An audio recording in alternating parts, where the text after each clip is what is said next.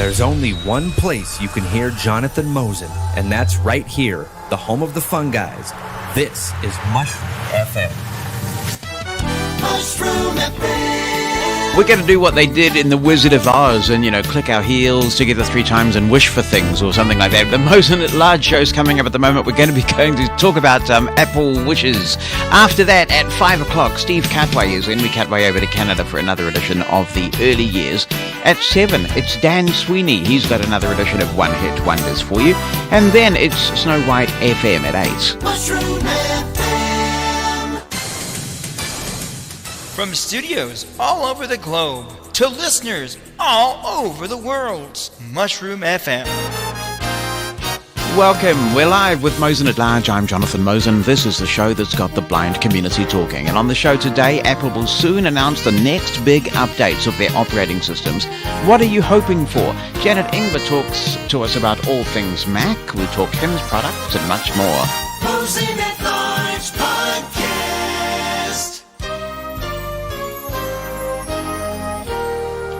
And it's great to have you with us. If you would like to be in touch with the show, there are multiplicitous ways that you can do that, of course.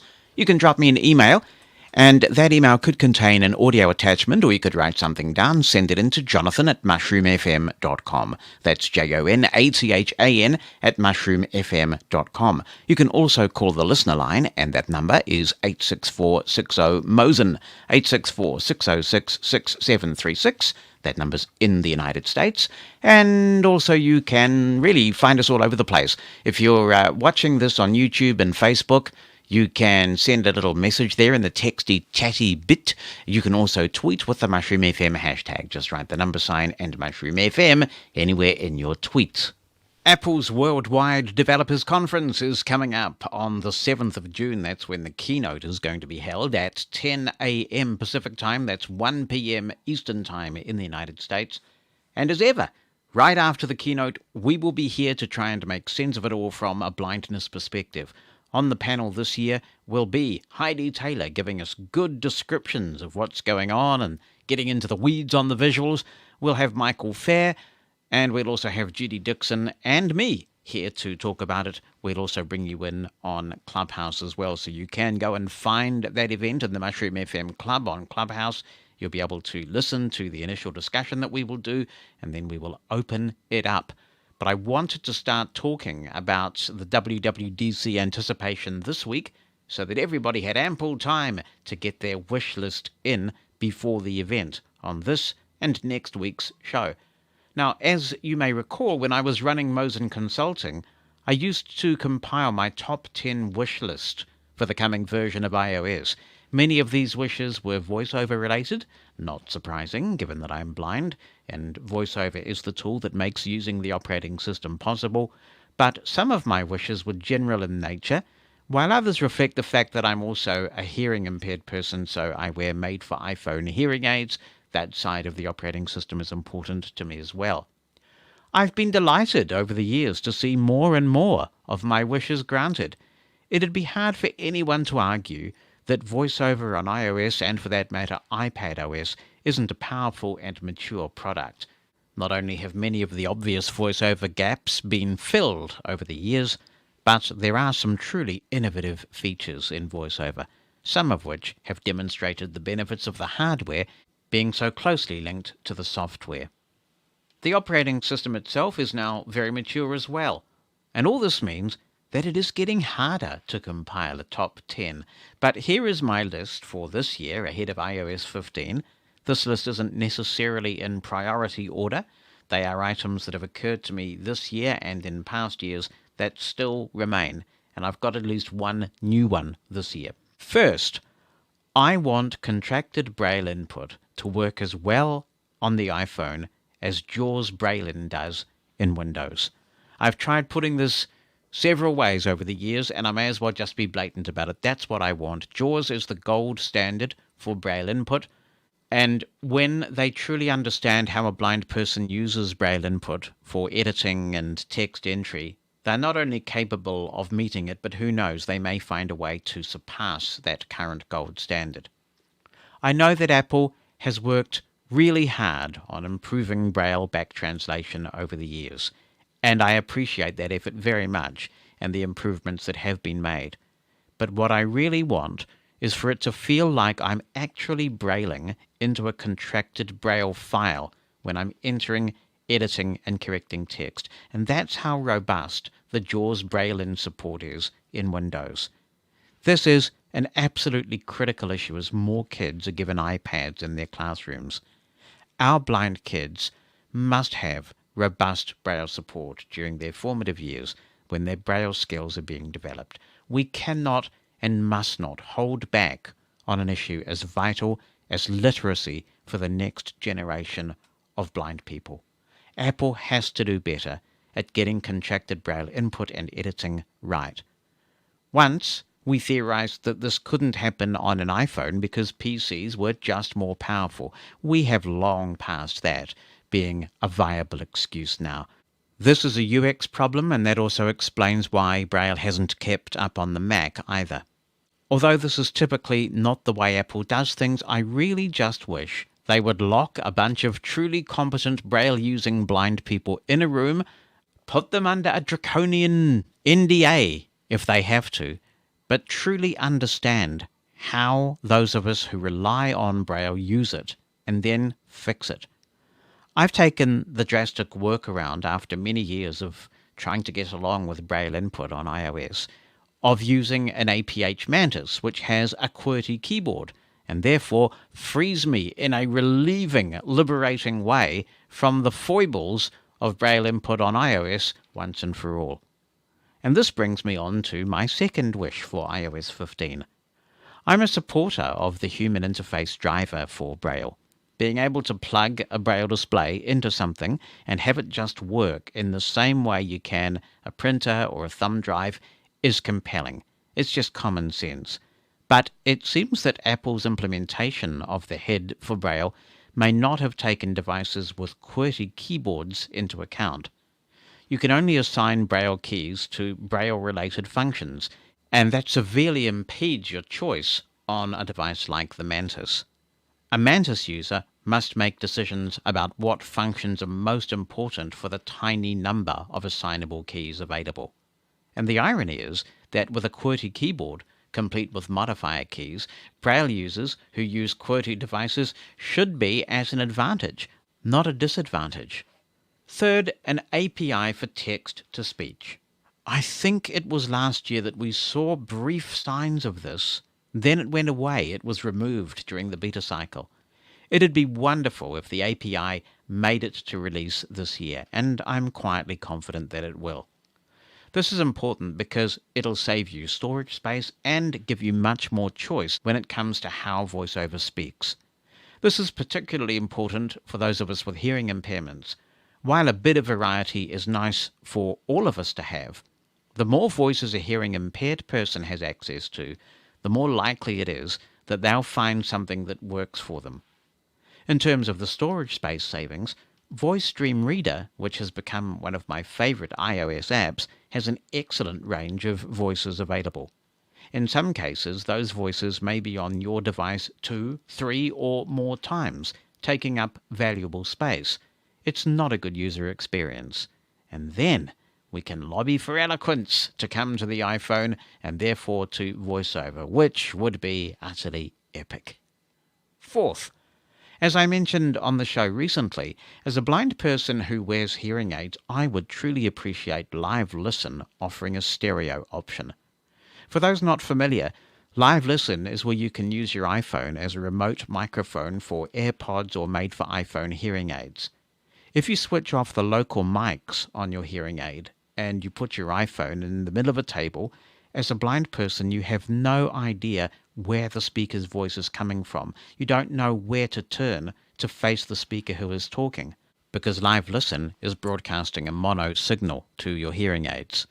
There are times when you do want this, and there will be times when you don't, so it would need to be a toggle. Fifth in my top 10 for iOS 15, I want the ability to toggle off VoiceOver interrupting what I'm reading with notifications while still playing the notification sounds. As a former product manager myself, I have always been fascinated by why people use what they use and why they use it in the way that they do.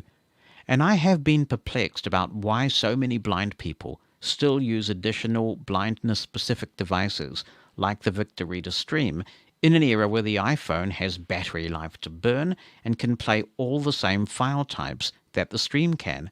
Why are so many people bothering with another device that you have to charge, load content onto, keep track of, and potentially lose? And of course it's more money that many blind people struggle to find. One of the reasons people cite for this is that some people prefer buttons, and there's obviously nothing that you can do about that in an iOS update.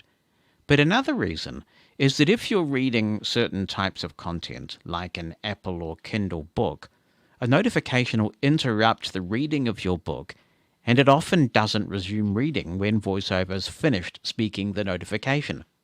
Often you have to start reading from the top of the page, unless your dexterity is particularly good. Now, my iPhone is highly customized. I have unique text alerts for all the important people in my life. Many of my other apps make unique sounds as well, so when reading a book, I just want the option to hear the sounds of my notifications, but not have VoiceOver actually stop to read the notification, because if I hear a sound that indicates someone important is texting me, then I have the option to stop and check the notification. But if it's a notification I know isn't important, I can just keep right on reading. This would be a great middle ground between putting the phone on Do Not Disturb and being interrupted all the time. On to my sixth item. Make the phone vibrate at power up. This is probably a lower level issue than iOS itself, but I just do not understand why. It confounds me why Apple has gone this long without the iPhone, or for that matter the Apple Watch, providing haptic feedback to say that the device is powering up. It is a 101 accessibility feature. I've trained many blind people on the use of the iPhone over the years, and I've seen so many of them get frustrated and disillusioned when they can't even tell if the thing's booting up or not. It's not a very good introduction to a new device that you might be nervous about because people are apprehensive about the touchscreen when you can't even tell if the thing is powering on. How can Apple get so many things right and ignore the need for something so rudimentary? My seventh, continuous reading improvements. There are several enhancements to the iOS continuous reading function that you currently invoke with a two-finger flick down that would further improve it for me. I like to read my Twitter timeline in proper chronological order. Reading from the most recent tweet backwards doesn't give you the sense of a story unfolding. When I read my Twitter timeline this way, I need to do it manually, flicking through each tweet, because there's no way of reading continuously up the screen. This feature would make a real difference in several apps that put the most recent item on the top of the screen. Castro's Inbox, which is my podcast app of choice, is another example of where this feature would be a major improvement. I'd also like to be able to flick up, down, left and right to navigate by elements such as sentence and paragraph without interrupting the reading. You could still use a two-finger tap, or even perhaps the magic tap, to stop reading. Eighth on my list, external audio description. We have come such a long way with audio description in recent years. It is just amazing that as blind people we now have access to so much audio described content. When Bonnie and I are watching TV on our own, since we're both blind, we're grateful for all the advocacy and implementation work that's been done to give us so much choice of content to watch. My kids are all grown up now, but every so often they will come over and we'll do something bonding like watching a movie or a TV show together.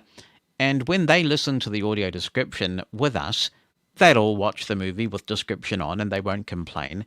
And I've heard them on occasion say that sometimes the audio description helps them take note of details they might otherwise have missed. But I can't help noticing that when they're watching TV on their own, even in our house, they're quick to turn off the audio description. And that got me thinking. I would love to see a feature in iOS that allows a user to specify an external device to which the audio description could be sent. For example, let's say the family's watching a movie on Apple TV. Using AirPlay 2, which can output to multiple devices, I'd like to be able to tell the Apple TV to send the audio description part of the soundtrack to Bonnie's and my iPhones. I understand that this is not as simple a request as it first may appear, but I also believe that Apple's capable of handling it. It might also mean that you'd be able to keep the full Atmos soundtrack working without the audio description on capable devices. It is really disappointing to find that when you switch audio description on, sometimes the soundtrack reverts to surround sound or even just boring old stereo. I think blind-sighted couples would really benefit from this feature as well. You might well say that 8 is enough. That's an obscure reference to an old TV show, but 8 is not enough, so I'm going on to number 9. Number 9. And that is, I think CallKit needs to work with more peripherals. Now, I say I think because what we know is that apps like Clubhouse don't work on iOS with devices that emulate a USB peripheral through the Lightning port, like a USB microphone or an audio interface. And that's why sales of products like the iRig 2 have gone through the roof as Clubhouse has gained popularity. Perhaps this is within Clubhouse's power to fix, but one would think that if this were true, given how much of an emphasis they've placed on creators recently, they would have fixed it. So, if CallKit is the culprit, it would be great to see this work with more gadgets. And finally, I'm still getting this one in, I am going to keep harping on about defects equivalency.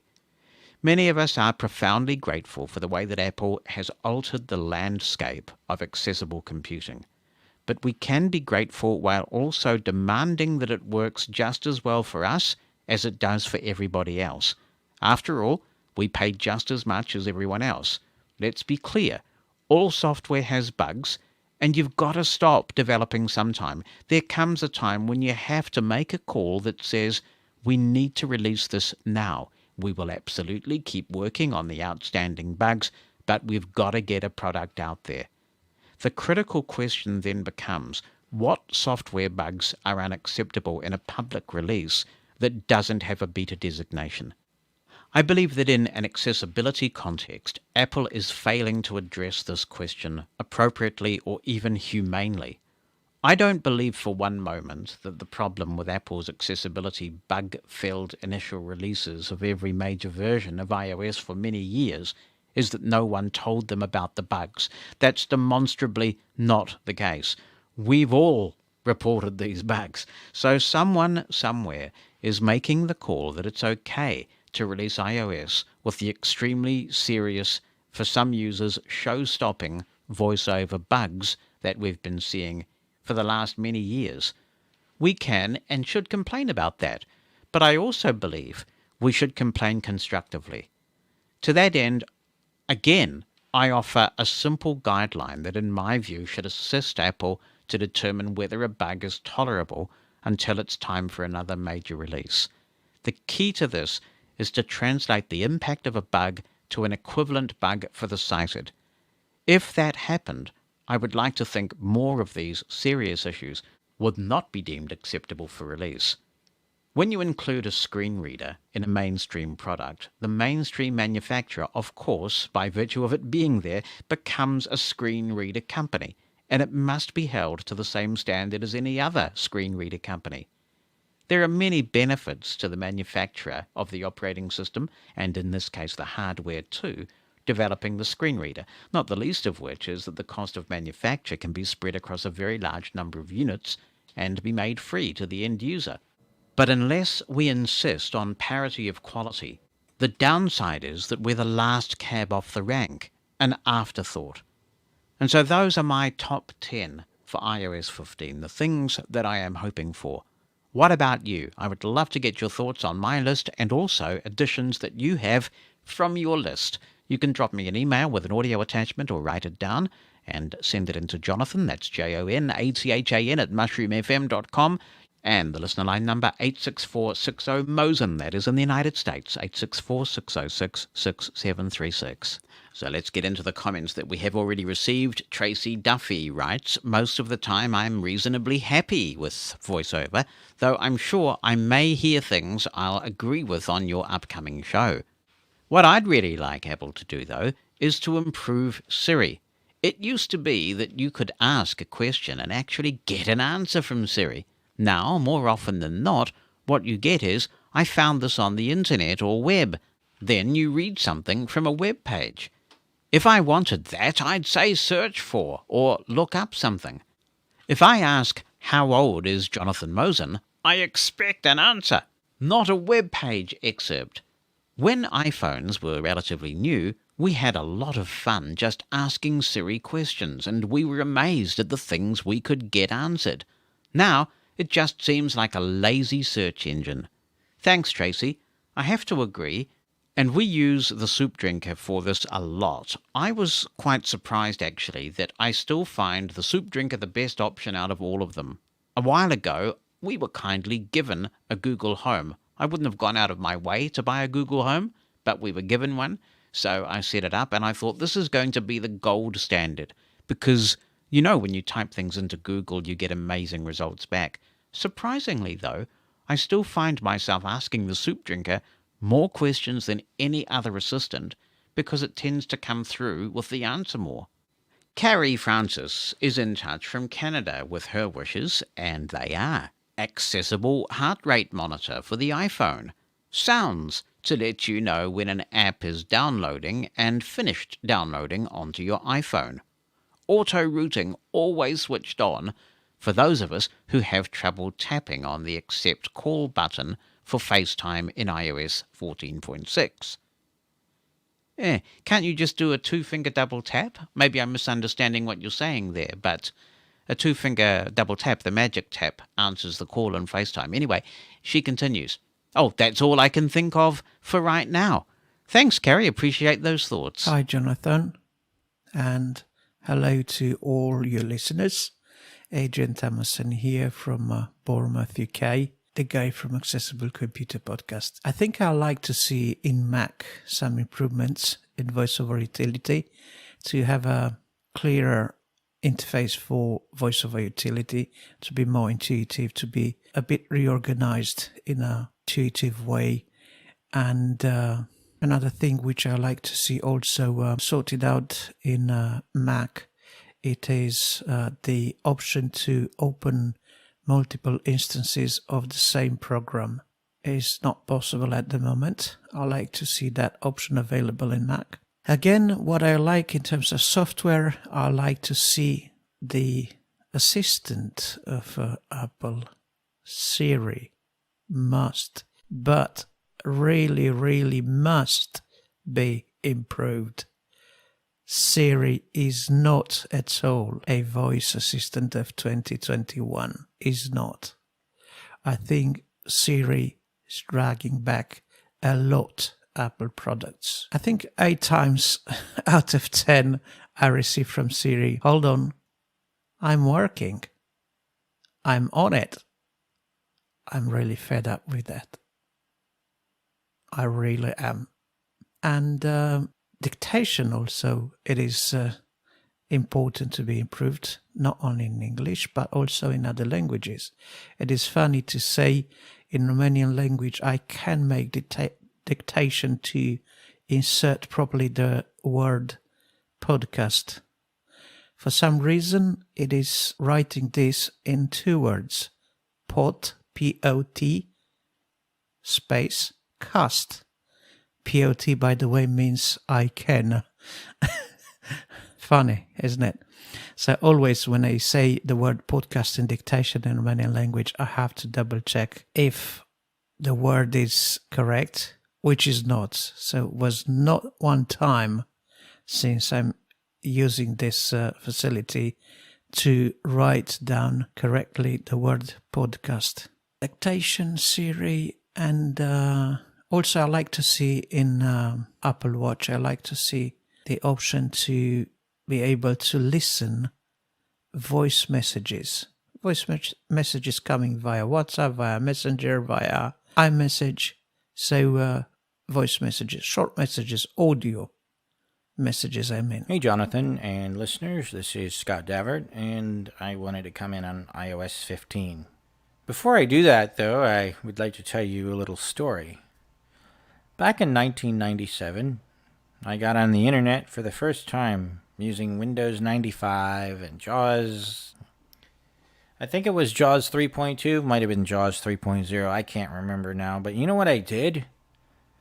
I went into Eudora with my Braille light, and I typed an email, and it didn't have any mistakes in it.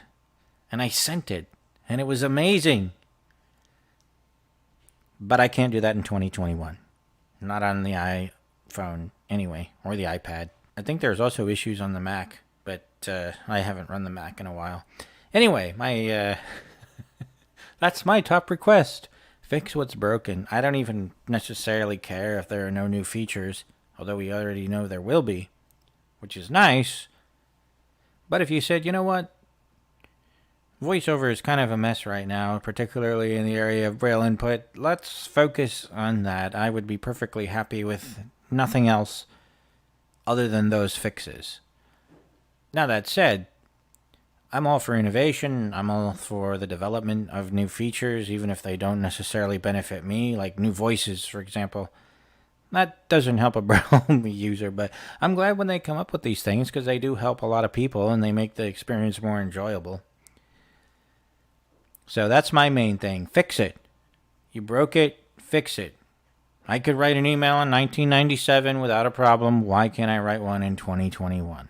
As for adding new stuff, the one that I would like to see actually doesn't have anything to do with VoiceOver or Braille or any of that directly. It has to do with MFI support. MFI, of course, meaning made for iPhone. And there are a lot of devices that do this. You know, a lot of hearing aid manufacturers, cochlear implant processing manufacturers. There are speakers that do this. The AirPods, of course. Wouldn't it be cool if you could specify that experience by device? So, for example, let's say I have my hearing aids connected. Or this could apply to, AirPods too, I imagine. I've never been able to use them, but it would be nice to be able to control the amount of silence that occurs before the connection times out. So, if you want it to be 5 seconds, fine. If you want it to be 5 minutes, that should be fine too. And yes, of course, if you have a dead Bluetooth connection, but it's still streaming, it will consume the battery, but give the customer the choice. You went ahead and created this MFI standard, which is separate from Bluetooth, which is great, and I understand to some extent why that was done. So take advantage of it. You're no longer bound by the Bluetooth standard and the Bluetooth standard profiles, so don't be. Take off with it. Run with it. Make it a unique experience for each individual. Those are the things I'd like to see in iOS 15. I'll be very curious to find out what other people will be talking about, and I look forward to reading it in the transcript. Well, that all gets a big thumbs up from me, Scott. I'm very fortunate with the MFI hearing aids that I have, that they are quite well behaved. They wake up pretty quickly from hibernation, and it isn't overly aggressive. There's a slight delay, but I can live with it. When I tried some other MFI hearing aids, the experience was nowhere near as good. So it does vary a bit from manufacturer to manufacturer. And there was one set of hearing aids that I was trying where it was so bad that I actually created an MP3 file that just had silence, an hour of silence. And I would have that in my iTunes library, my Apple Music library, whatever it's being called this year. And I would play that file just to keep the hearing aids awake. And I think the problem that we have is that so few people recognize deaf blindness as a distinct impairment. So you've got people working on made-for-iPhone hearing aids, and you've got people working on VoiceOver. Do they understand the impact of what they're doing on VoiceOver users who also use made-for-iPhone hearing aids and how they interact? For example, I've got an iPad here gathering dust, and I would probably have upgraded the iPad by now if it weren't for the fact that I can't easily hand over from one device to the other as a VoiceOver user. If I switch my iPhone off and wait for, say, 5 to 10 seconds, which I think is a reasonable time, and then I tap the power button to take the iPad out of standby, I want VoiceOver to come through my MFI hearing aids. It should be seamless. It should just work, like Apple things are supposed to just work.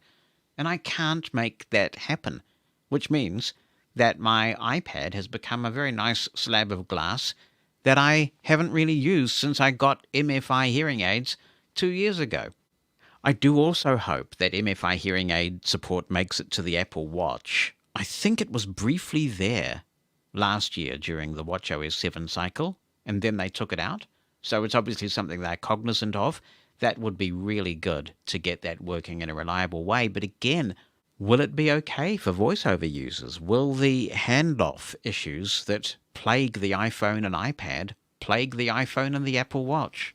Hi, Jonathan and fellow Mosen at Larges, writes Diane Sims. While I do love my iPhone and iPad, I do have 2 wishes for the future OS major updates. 1. I'd love for the TTS voices to pronounce words properly and be able to figure out the context of what is being spoken.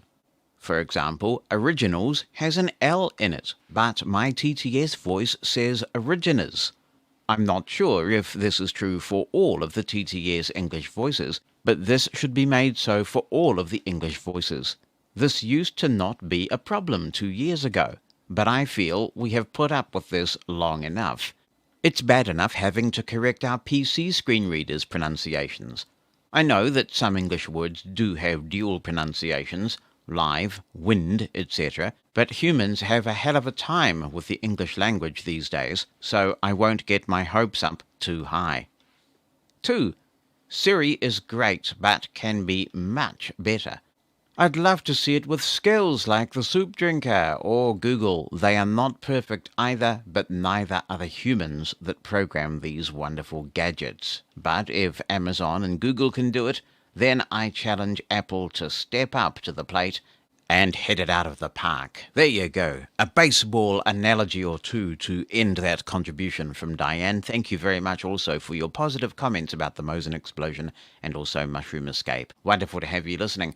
I don't know what has happened to pronunciation in iOS of late. It has got very weird, certainly with my TTS of choice, which is the Compact Daniel. It's doing some strange things as well, and I hear other people commenting on this. So I wonder what problem was being attempted to have fixed, because I didn't hear anybody complaining about the pronunciation before it kind of went weird. Liel Ben Simon is in Israel and says, "Hi Jonathan, my wish list for iOS is better Braille with a lowercase b support, mostly in Hebrew. Solve bugs, Braille related." Oh, he's got an uppercase B this time, so he's redeemed himself. And an easier way to move between Braille tables. He says he would also like new vocalizer voices, and he'd like to be able to use a cappella voices as well. I'm heartened by how many people are bringing up Braille as a really important thing for Apple to fix. I hope that they get there this year in iOS 15. What's on your mind? Send an email with a recording of your voice or just write it down. Jonathan at mushroomfm.com. That's JONATHAN at mushroomfm.com. Or phone our listener line. The number in the United States is 864-60-MOSEN. That's 864-60-66736. Jonathan, this is Shirley. I'd like to make a comment regarding the individual that said the U2 no longer works with Bard. That is not a correct statement, because I'm using it with Bard on a regular basis. You can press the F3 and O, and that will get you into the NLS app that is on the device.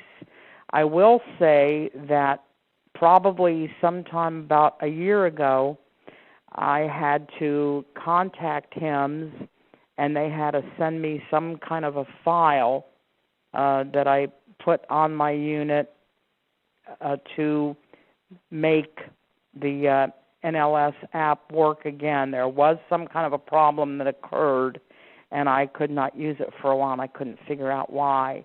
So I was able to contact them, like I said, and install some kind of a file that they sent me, which made it work again. So I don't know if that's the problem this individual is having, that commented about it, but I use it on a regular basis on the U2 Mini, and I also have a U2, and they basically, work with the same program. So I hope this individual can get that part of it figured out. I do realize, obviously, that there are problems in terms of, the Internet browser and some other things of that nature. Jonathan, this is Steve Bauer. This time you have the one from Culver City, California. Thank you for everything you do for us in this podcast every week. Always lots of great little tidbits. Some of them not so little. Case in point, this Samsung microphone that I'm talking into, because of your recommendation. It's made my Zoom activity a whole lot more effective. I appreciate that. I've just binged on 3 episodes, and I've got one more to go, but I wanted to comment on a couple of things that were mentioned a couple of weeks ago about HIMS products by Rick and Dan. The BrailleSense U2 and U2 Mini did stop working with Bard, and hoping for a software upgrade, I decided to write to tech support. It's been a while since we've seen a BrailleSense software update. They're still selling the device on their website, which kind of amazes me because I bought mine almost 7 years ago, and it had been on sale for a couple of years before I bought mine. But tech support wrote back, and for the NLS Bard fix, no software update required, they sent me a text file which they told me to put into the database folder of the U2. The file was called NLS Server, and it was just one line of text, http://www.himsintl.com/.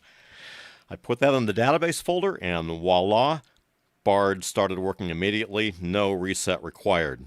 Dan mentioned several things about the QBraille, which I can totally relate to. I've had mine for about 10 months. I saw the QBraille at a couple of different conventions, kind of fell in love with the concept, and finally bought one last summer. And the things I don't like about it, I really only could have found out through using it, I guess. The short message time display is not a good thing at all, and the Alt-Tab thing really bothers me, only being able to see 2, sometimes 3 things in your Alt-Tab list. And perhaps the most outrageous one for me is the inability to reliably switch between contracted and computer braille. Sometimes you get 1 keystroke, sometimes you get 2. It's totally unreliable. And that means that I can't use first letter navigation or even pressing something like H for headings. Also, the Bluetooth performance with my Windows 10 machine is just abysmal. Lots of lag. Frankly, my Apex works better with my Windows 10 machine than the QBraille does. But having said that, it works great with USB, and I do enjoy using it Bluetooth with my iOS devices.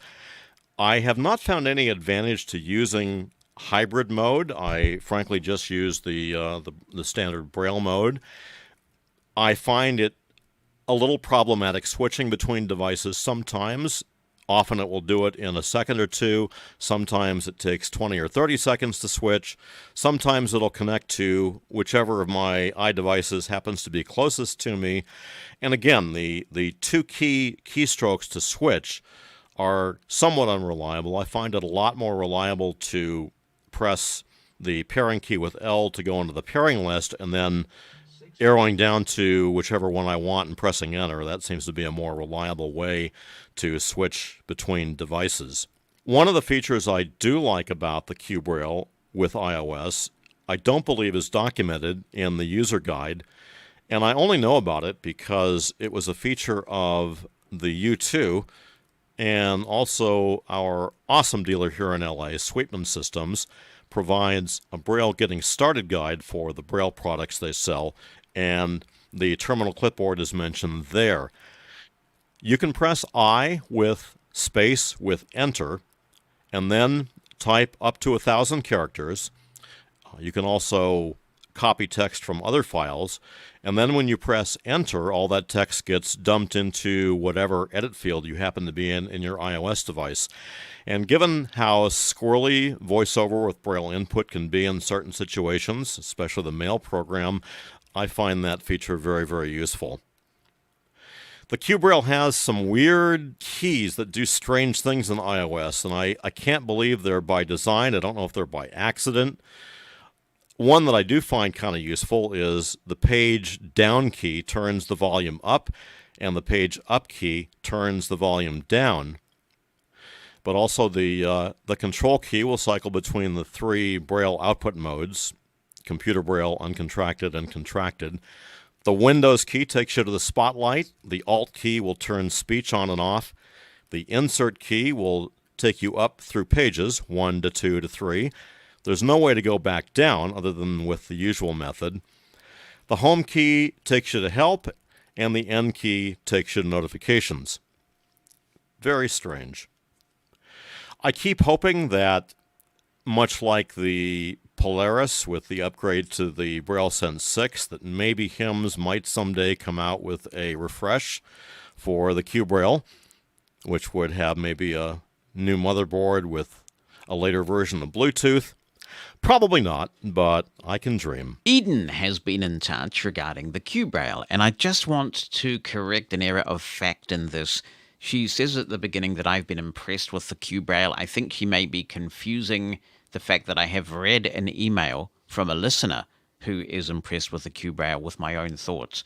My own thoughts, which I have stated here before, for what they're worth, is that I wouldn't buy the QBraille because of where the spacebar is placed. And I've expressed that view for what it's worth again to HIMS salespeople. I think that to have the spacebar above the Braille display, so you have to kind of tuck your thumb under, is an ergonomic mistake. So I would not buy the QBraille purely on that basis. What I'm using is the Mantis, and it's one of those rare technologies where I like it so much, I'm already thinking with some fear about what happens if it ever dies or if they stop manufacturing it, because I wouldn't want to go back now to a Braille keyboard with a Braille display. I'm just so happy with this device. But anyway, that said, here is Eden's experience, who I think may have been reacting to Dan's fairly positive thoughts on the QBraille. But she says, "Hi Jonathan, I, like you, have been impressed with the QBraille. I've always loved HIMS products. The QBraille is no exception. I had my QBraille for 2.5 years with no issues until one dot would not go down. I sent it in for a repair, thinking, wow, I will have 1, maybe 2 cells to replace. I was correct, only 1 cell was bad, but instead of being quoted the price for 1 cell, I was told for quality control they no longer provided single cell replacements. Let's just say I had a friend who could help me, and I yelled and screamed and got my unit repaired. But I just wanted to warn your listeners this was a thing now. My friend who interceded for me, who works at HIMS, says he hoped to work to change this nonsense policy, since it's obvious they can replace just a single cell. It is a big difference between $2,195 and the $200 I actually paid. If this policy continues, says Eden, I will no longer purchase HIMS products. Thank you, Eden, but wait, there's more, as the good infomercials say. The bad infomercials say it too, by the way. But Eden is back in touch on the email, and she says, since the email I last sent you, I'm happy to say HIMS has rescinded the nonsensical policy of having you pay for an entire Braille with a lowercase b display to replace 1 cell. Thankfully, someone else at HIMS saw this was not good practice, so I'm happy to report my experience should not be anyone else's. Sometimes, she says, I worry I am too vocal, but when I'm able to speak out about something that is unfair, I'm hoping I'm helping those who may not know how to advocate as well. Thank you, Eden. I'm glad to hear this. In a market such as ours, it's important to be able to do things as cost-effectively as possible. I do understand the logic, having been involved in hardware manufacture when you have a braille cell that starts to go bad, it could potentially indicate a wider problem. But for this market, having to front up for the cost of an entire braille display replacement is just beyond many people. Jonathan Mosen. Mosen at Large Podcast. Hi, Jonathan, says this email. As promised, your man in the know, Daniel Semro, is back with a COVID-19 vaccine update. Today, May the 10th, I got my second dose. The doctor that administered the shot said that side effects were more likely than they were in the first dose. Other than pain in the injection side, nothing has really happened. As before, the doctor and staff were very polite and really made me feel like it was going to be okay. Again, I encourage everyone to please do your bit and get vaccinated. You'll be glad you did. You'll protect yourself as well as others. Well said, Daniel. Well said. Get that jab today if you don't have it already. Douglas says, hi, Jonathan. It's Douglas. Yeah, from Ontario, Canada. Love your podcasts. They are awesome. Thank you so much. I was wondering what's a good mixer to purchase for my computer. I'm thinking of recording some podcasts, but plus doing some recordings with music over my voice over dubbing. And I also DJ some friends' parties. I was wondering what type of mixer you would recommend. Douglas, thanks for your email. I'm not sure that you need a mixer for either of those situations. Certainly there are many podcasters these days who just don't need a mixer. It's going to add complexity. If you get familiar with Reaper, which is a wonderful, accessible tool for which there are many blind people out there to give you advice and support, you can do all these things without a mixer. At the very basic level, you could start with a USB microphone that plugs into your computer. You can have a multiple track environment so that music's on one track and your voice is on the other, and you can apply equalization and compression and other effects all within Reaper. No mixer required. If you want to go a little bit further, then you can buy an audio interface that has an XLR input for a professional quality microphone. And those microphones will range in price a great deal. If you're going to be doing remote interviews, interviewing someone hopefully over a good quality podcast recording tool like CleanFeed or Remotely.fm, then you'll want to get an audio interface that has loopback, particularly if you're recording in Windows. Mac users are a lot more spoiled for choice, but in Windows, an audio interface with loopback really is a good idea. Take a look at the Motu, that's Motu M4. You can also get the Focusrite line, which are very good, although you may need some assistance configuring them at the outset because their control panel is not accessible. You could use Ira to help you do that, or Focusrite themselves are really good at helping you to get them configured. For most people, once you've done it once, you can set it and forget it. So all this is possible without any mixer being involved at all. Similarly, if you're DJing, there are lots of good DJ programs out there. If you're in Windows and you want to do a really good job of DJing, then I would recommend getting Station Playlist Studio. Now, if you're using a screen reader with speech, then you will need one sound card for your speech to come through, and that could be the built-in speech that's on your computer. And then you'll need another audio interface or sound card of some kind for your music to come through. Because when people are dancing to your grooves, they do not want to hear your speech coming over alongside the music. But again, a good audio interface that suits your use case is going to be far less complicated and far more useful than a mixer. Even if you're going to have multiple guests in person on a podcast, you can get audio interfaces with multiple inputs. You can record each input to a separate track and then take care of the panning and the equalization in Reaper later. I would recommend two things. First, get on the jolly old blind podcast creators email group where there are lots of helpful people to give you advice.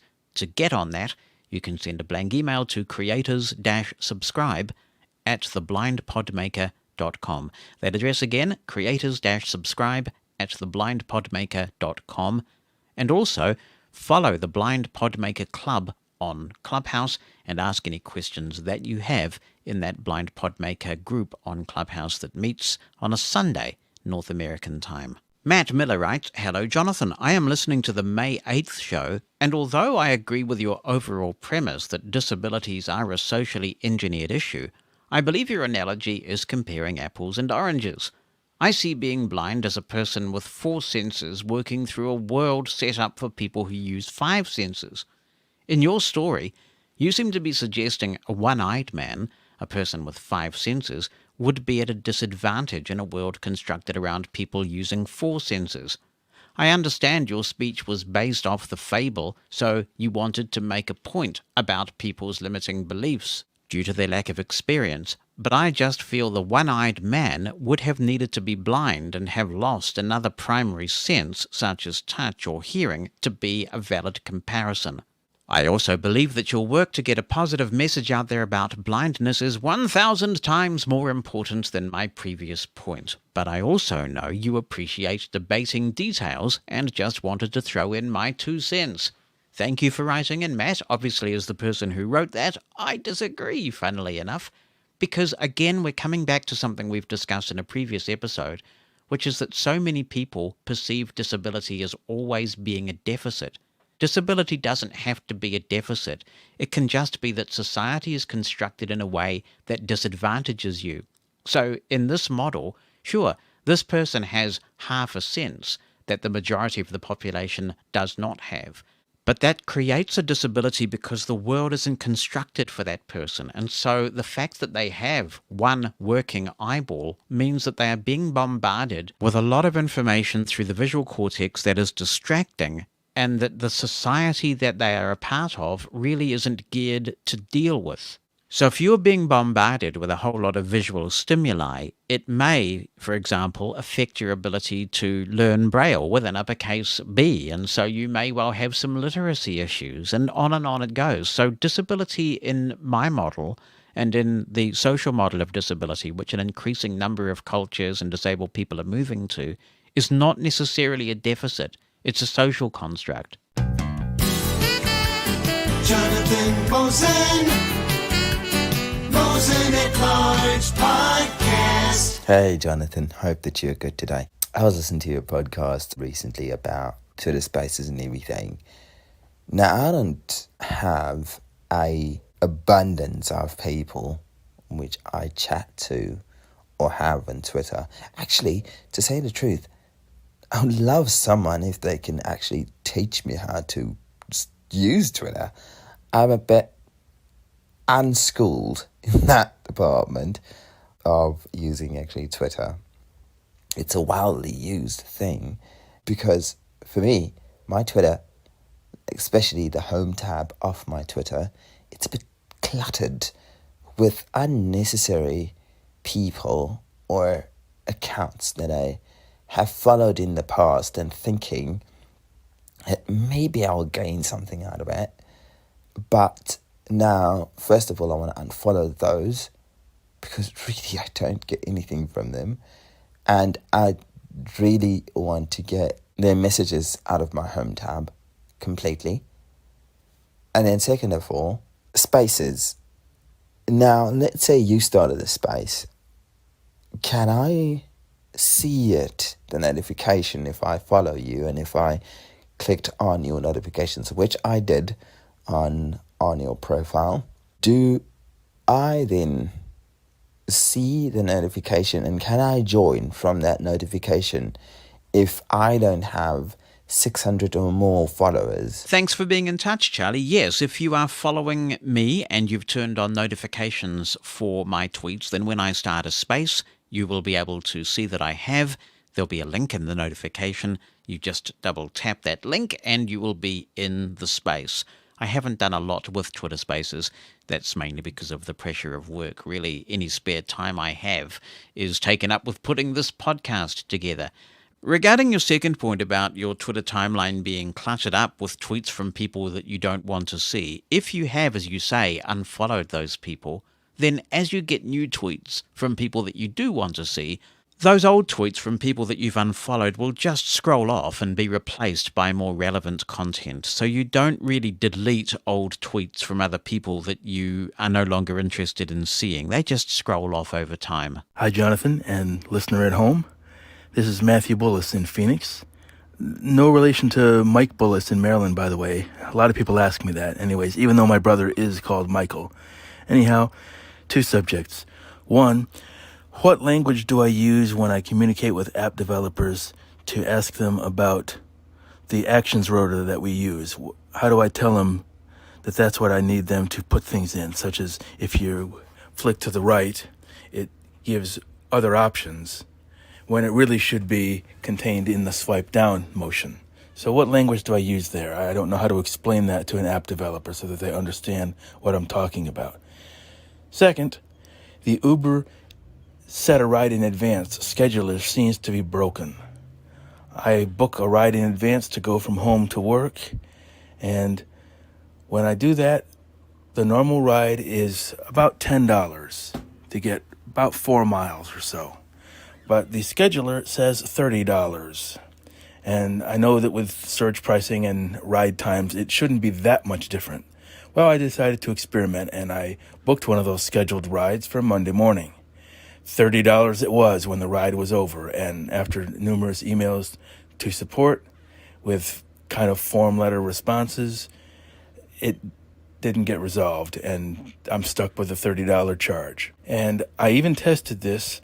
If you do the same ride, say you want to leave right now, you do the same ride and it comes up with the price that it should be, $9 or $10, or maybe 11 or 12, depending on where you're going. I decided to test it, or attempted to schedule a ride for next week, which was about a mile away from my dentist's office to home. And again, $30. And I understand that they don't want to raise the price, so you're guaranteed that price, but it should lower and adjust. It just seems broken, and they don't seem to want to engage in a proper conversation, just getting form responses. Does anybody else have this issue? Try it out. You don't have to book the ride, and you can cancel 60 minutes in advance, so you can look at it before it happens, but it just seems the scheduler is broken. Thank you, Matthew. Regarding your first question about the iOS Actions rotor, I would refer developers to the Apple documentation, where there is a section on VoiceOver, and they talk there about the rotor. Now, there are two options that are available to developers.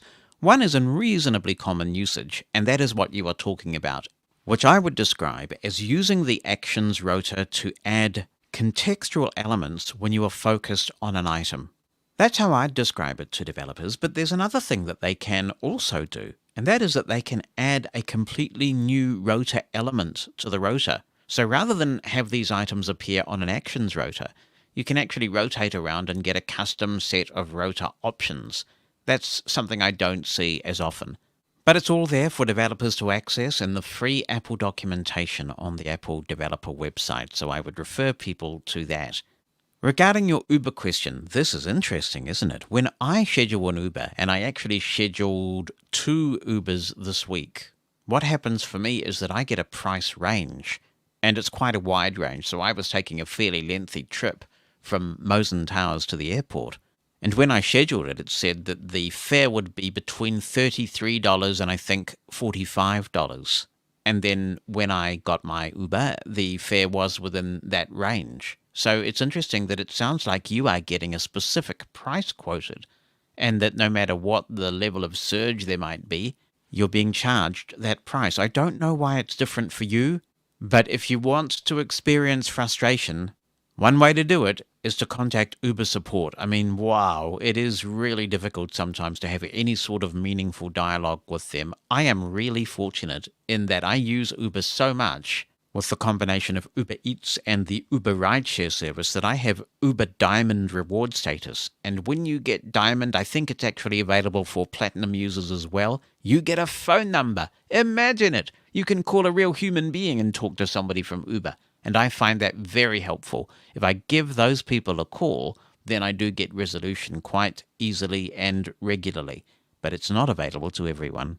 So, I agree with Matthew. Share your experiences with us if you like. Give us a call, 864-60-MOSEN in the United States, or drop me an email with an audio attachment, like Matthew did, or just write something down. Send it in to jonathan@mushroomfm.com.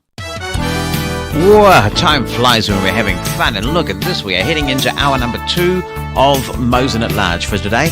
Delighted to have you with us, whether you're listening on Twitter, on Facebook, on YouTube, on Clubhouse, or the good old Mushroom FM. And up ahead this hour, we are going to be talking to Janet Ingber. She has updated her Mac Basics book, published by National Braille Press, and we'll hear from some listeners about their Mac questions and experiences. Stay with us. Mushroom FM. From studios located across the globe and online at www.mushroomfm.com, this is the home of the fun guys. You're with Mushroom FM. Mosen at Large Podcast. Just a reminder of the contact information again, if you would like to be in touch, and quite a few people still are with their iOS, watchOS, even Apple hardware wishes. Please feel free to get any comments on anything in that you'd like to share. The email address is jonathan@mushroomfm.com. That's JONATHAN@mushroomfm.com. You can attach an audio clip using your smartphone app, or, just press record on your Apple Watch, your Victor Stream, your PC, your Mac. Anything that records is groovy. You can also just write down the email if you prefer. And if you want to make a phone call and leave a voicemail message, you can do that on our listener line. That number in the United States is 864-60-MOSEN, 864-606-6736. What else can you do? Oh, you can send us a message on various means. The chat box, if it's accessible to you, on YouTube and Facebook. And you can tweet with the Mushroom FM hashtag. Just write the number sign and Mushroom FM anywhere in your tweet, and we'd be delighted to hear from you by all those means. Janet Ingber's book about Mac Basics has helped many people make the leap from Windows to Mac, and even ensured that existing Mac users who run VoiceOver are making the most of their device, and we all want to do that. Now Janet has updated her book once again. It's available from National Braille Press, and she joins me now to talk about this. Hi, Janet. It's good to have you with us. Hi, it's good to be here. Tell me about the new book. What does it cover, and who's your audience for this? The book covers a whole lot. I mean, it covers the Mac basics, and it integrates the Big Sur updates. The other thing it does is it talks sometime about going between Windows and Mac. This is the same on a Mac or Windows, and this is different. So I try to write it for the person who's going for the Mac for the first time and is on a Windows computer, or for somebody that knows a little bit about Mac and wants to learn a bit more. As I was researching, I learned some new things. So there's a lot there. That is one of the benefits of writing these books, isn't it? That you have to go into the detail, into the weeds, and actually as the author, you end up a lot more informed than you were before you started the project. That's definitely true, and it's true. I also write for Access World, and I've learned things doing articles there too. So there's always new things to learn. There will be people who, I imagine, have never used a Windows computer these days, that they started with a Mac. It was their first computer. Do you think it's easier for those people who just jump straight into the Mac paradigm rather than go from Windows? I think so.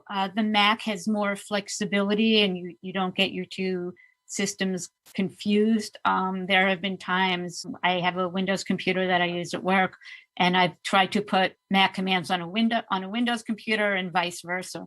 So I wish I had started out with a Mac, but it wasn't that way. I started out with PC and Windows, and then when Windows went away, I went to NVDA. But the thing I liked about Mac was that when I switched over in about 2012, 2013, I didn't have to buy a separate screen reader. The jump from iPhone to the Mac was a natural progression, and I loved that I had the same screen reader rather than having to go buy one. Do you think that value proposition still holds true to the same degree now that Narrator is becoming a much more capable screen reader that's built into Windows? I think so. I think VoiceOver is still a better screen reader if you're going to go for one or the other. NVDA is really good, and that's the one that I've used on my Windows computer once Windows went away. I can use both. I like NVDA better, but that's really just a point of personal privileges. We've been having quite a lively discussion on the podcast in recent weeks, actually, that a listener brought up about VoiceOver on the Mac versus JAWS specifically on Windows is the thing that the listener raised, and what the advantages were. And I suppose the big thing there, though, is that you've got to pay for JAWS, and they've tried to deal with that by offering a kind of a monthly subscription option to make that more viable. If you're in employment, JAWS can make the difference between doing a job and not doing a job. How do you think the Mac stacks up on the job for a lot of people who do require that level of functionality? I think that the Mac, I mean, you can get Word for Mac, or you can put Windows on your Mac computer. I did that for about 2 months and got rid of it. Or you could use something like TextEdit, which, unless you're doing really fancy Word documents or reports, you can just use TextEdit, or you can use Apple's version of Excel. A lot of it, with a lot of jobs, it depends on the software that they require you to use.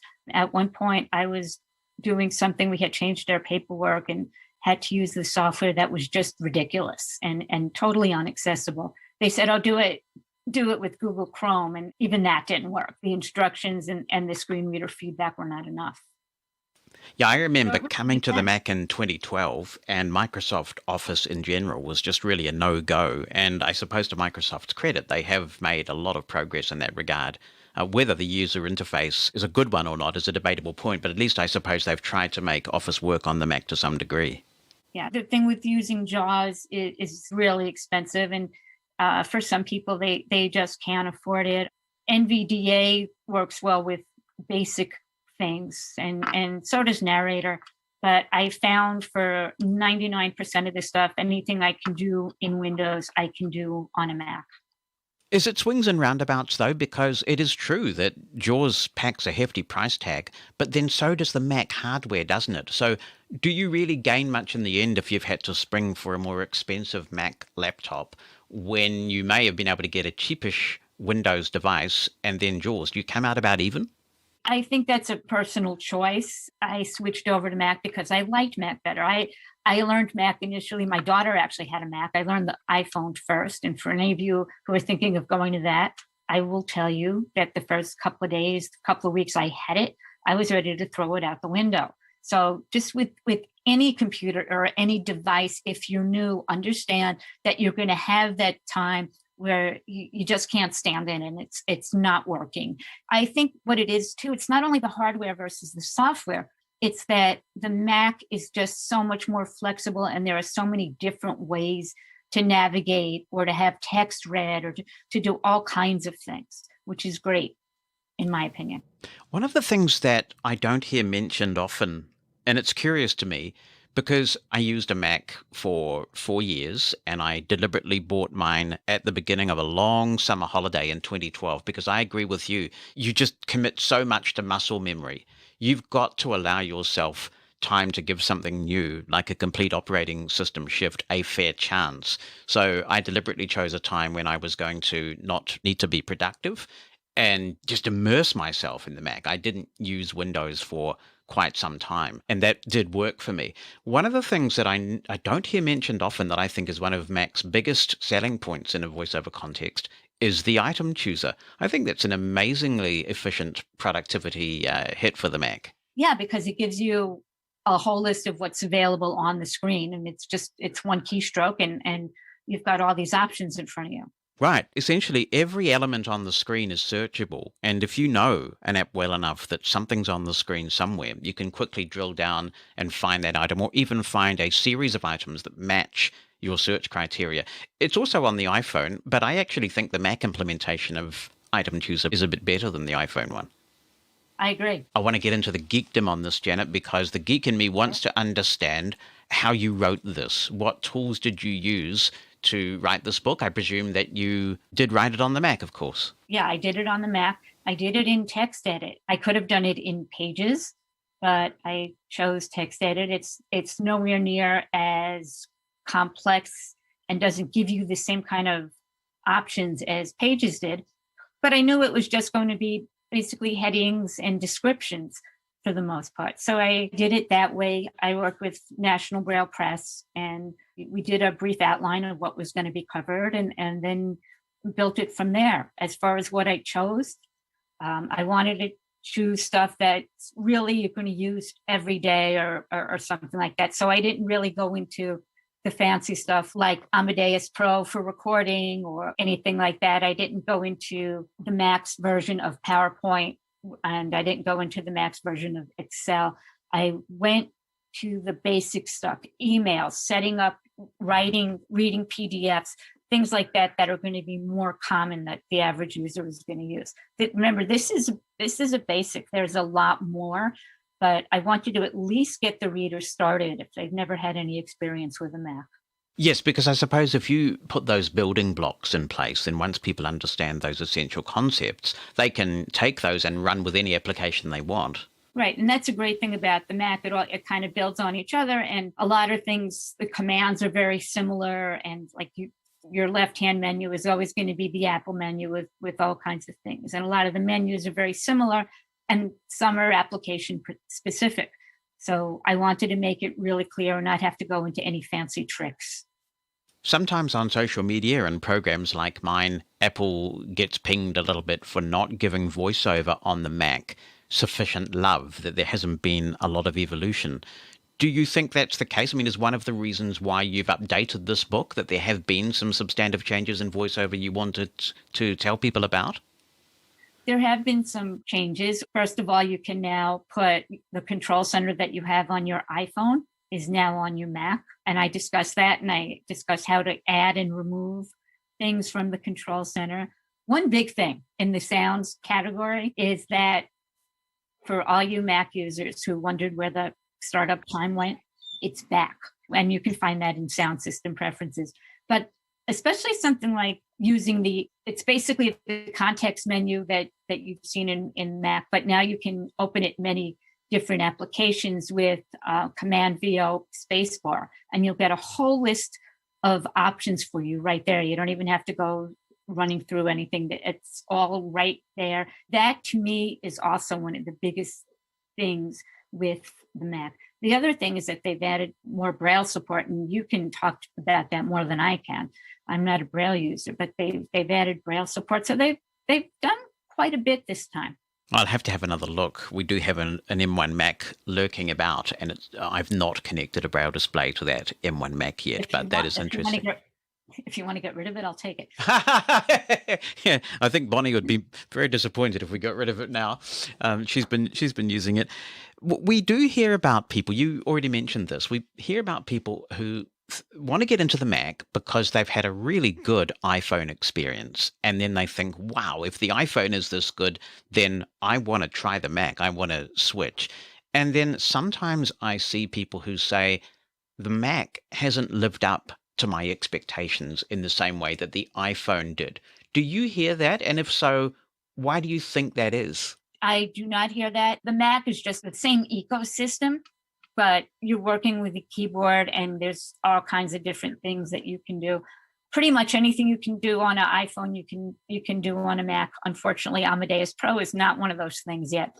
But if you are an iPhone user and you get a Mac with a touch bar, the touch bar basically works like the iPhone home screen. You just swipe around and you double tap on whatever you want. So if you're coming from the iPhone and this is your first Mac, you might want to consider that. So like in Mail, it gives you options on the touch bar to send and to reply all. In music, you can increase or decrease your volume. There's a whole lot of things that work kind of like the iPhone. Instead of using keyboard commands, you can use the touch bar. Personally, because I'm better on keyboard than I am on the touch bar, I rarely use it, but it's there if I want it. Not all the Macs have it. I don't believe the Mac Airs do, but the Pros do. That's right. So the MacBook Air that we bought with M1 does not have the touch bar. It just has a traditional row of function keys. And I hear that Apple might be phasing out the touch bar altogether, that it hasn't been adopted in a way that they'd anticipated. So the touch bar may well be a thing of the past shortly, it looks like. Honestly, for me, that would be fine. I never use it. I am going to update my computer right now. I'm working on I think it's a 2017 MacBook Pro. Next one I get is going to be a MacBook Air. The M1 Macs have just taken the world by storm, haven't they? And there's absolutely no doubt, you would have to be incredibly biased not to agree that Apple's hit it out of the park with this. The battery life is stunning. What they're doing with these processors is just amazing. It's a hardware triumph for Apple, and that's really exciting. So you haven't got your hands on that yet yourself? I haven't. I usually like to wait when they start releasing something brand new. I wanted to wait a year just to see what happens, what bugs are in it. With the iPhone, I usually don't do that, but with the Mac, I sometimes try to wait. And it was a matter of getting a new Apple Watch or getting a new Mac. We've talked about the fact that you were able to write this book on the Mac, which is really impressive. I'm just thinking of a scenario, say, where you've got a student and they've got one shot at the computer that either is going to be funded for them or family buys for them or something like that. Do you know of students, for example, who are writing quite complex term papers with footnotes and references and the things that are required for that high level of writing using Mac tools? Yeah, Pages will give you all of that. It's part of the iWork suite. It is on your Mac.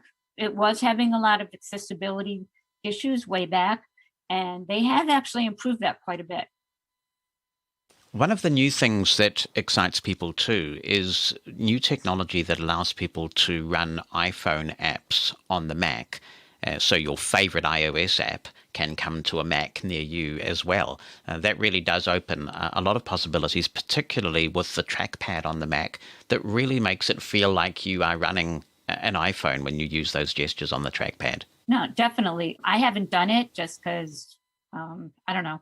But from what I've heard, yes, the newer Macs work better with it. Mine's a little bit old, but yeah, I've done it, and I'm just a creature of habit, and I'm just so used to doing it on the iPhone. But yes, I have heard good things about that. I understand that there is room for improvement, but things change and computers get better. And with my next computer, I will start doing that.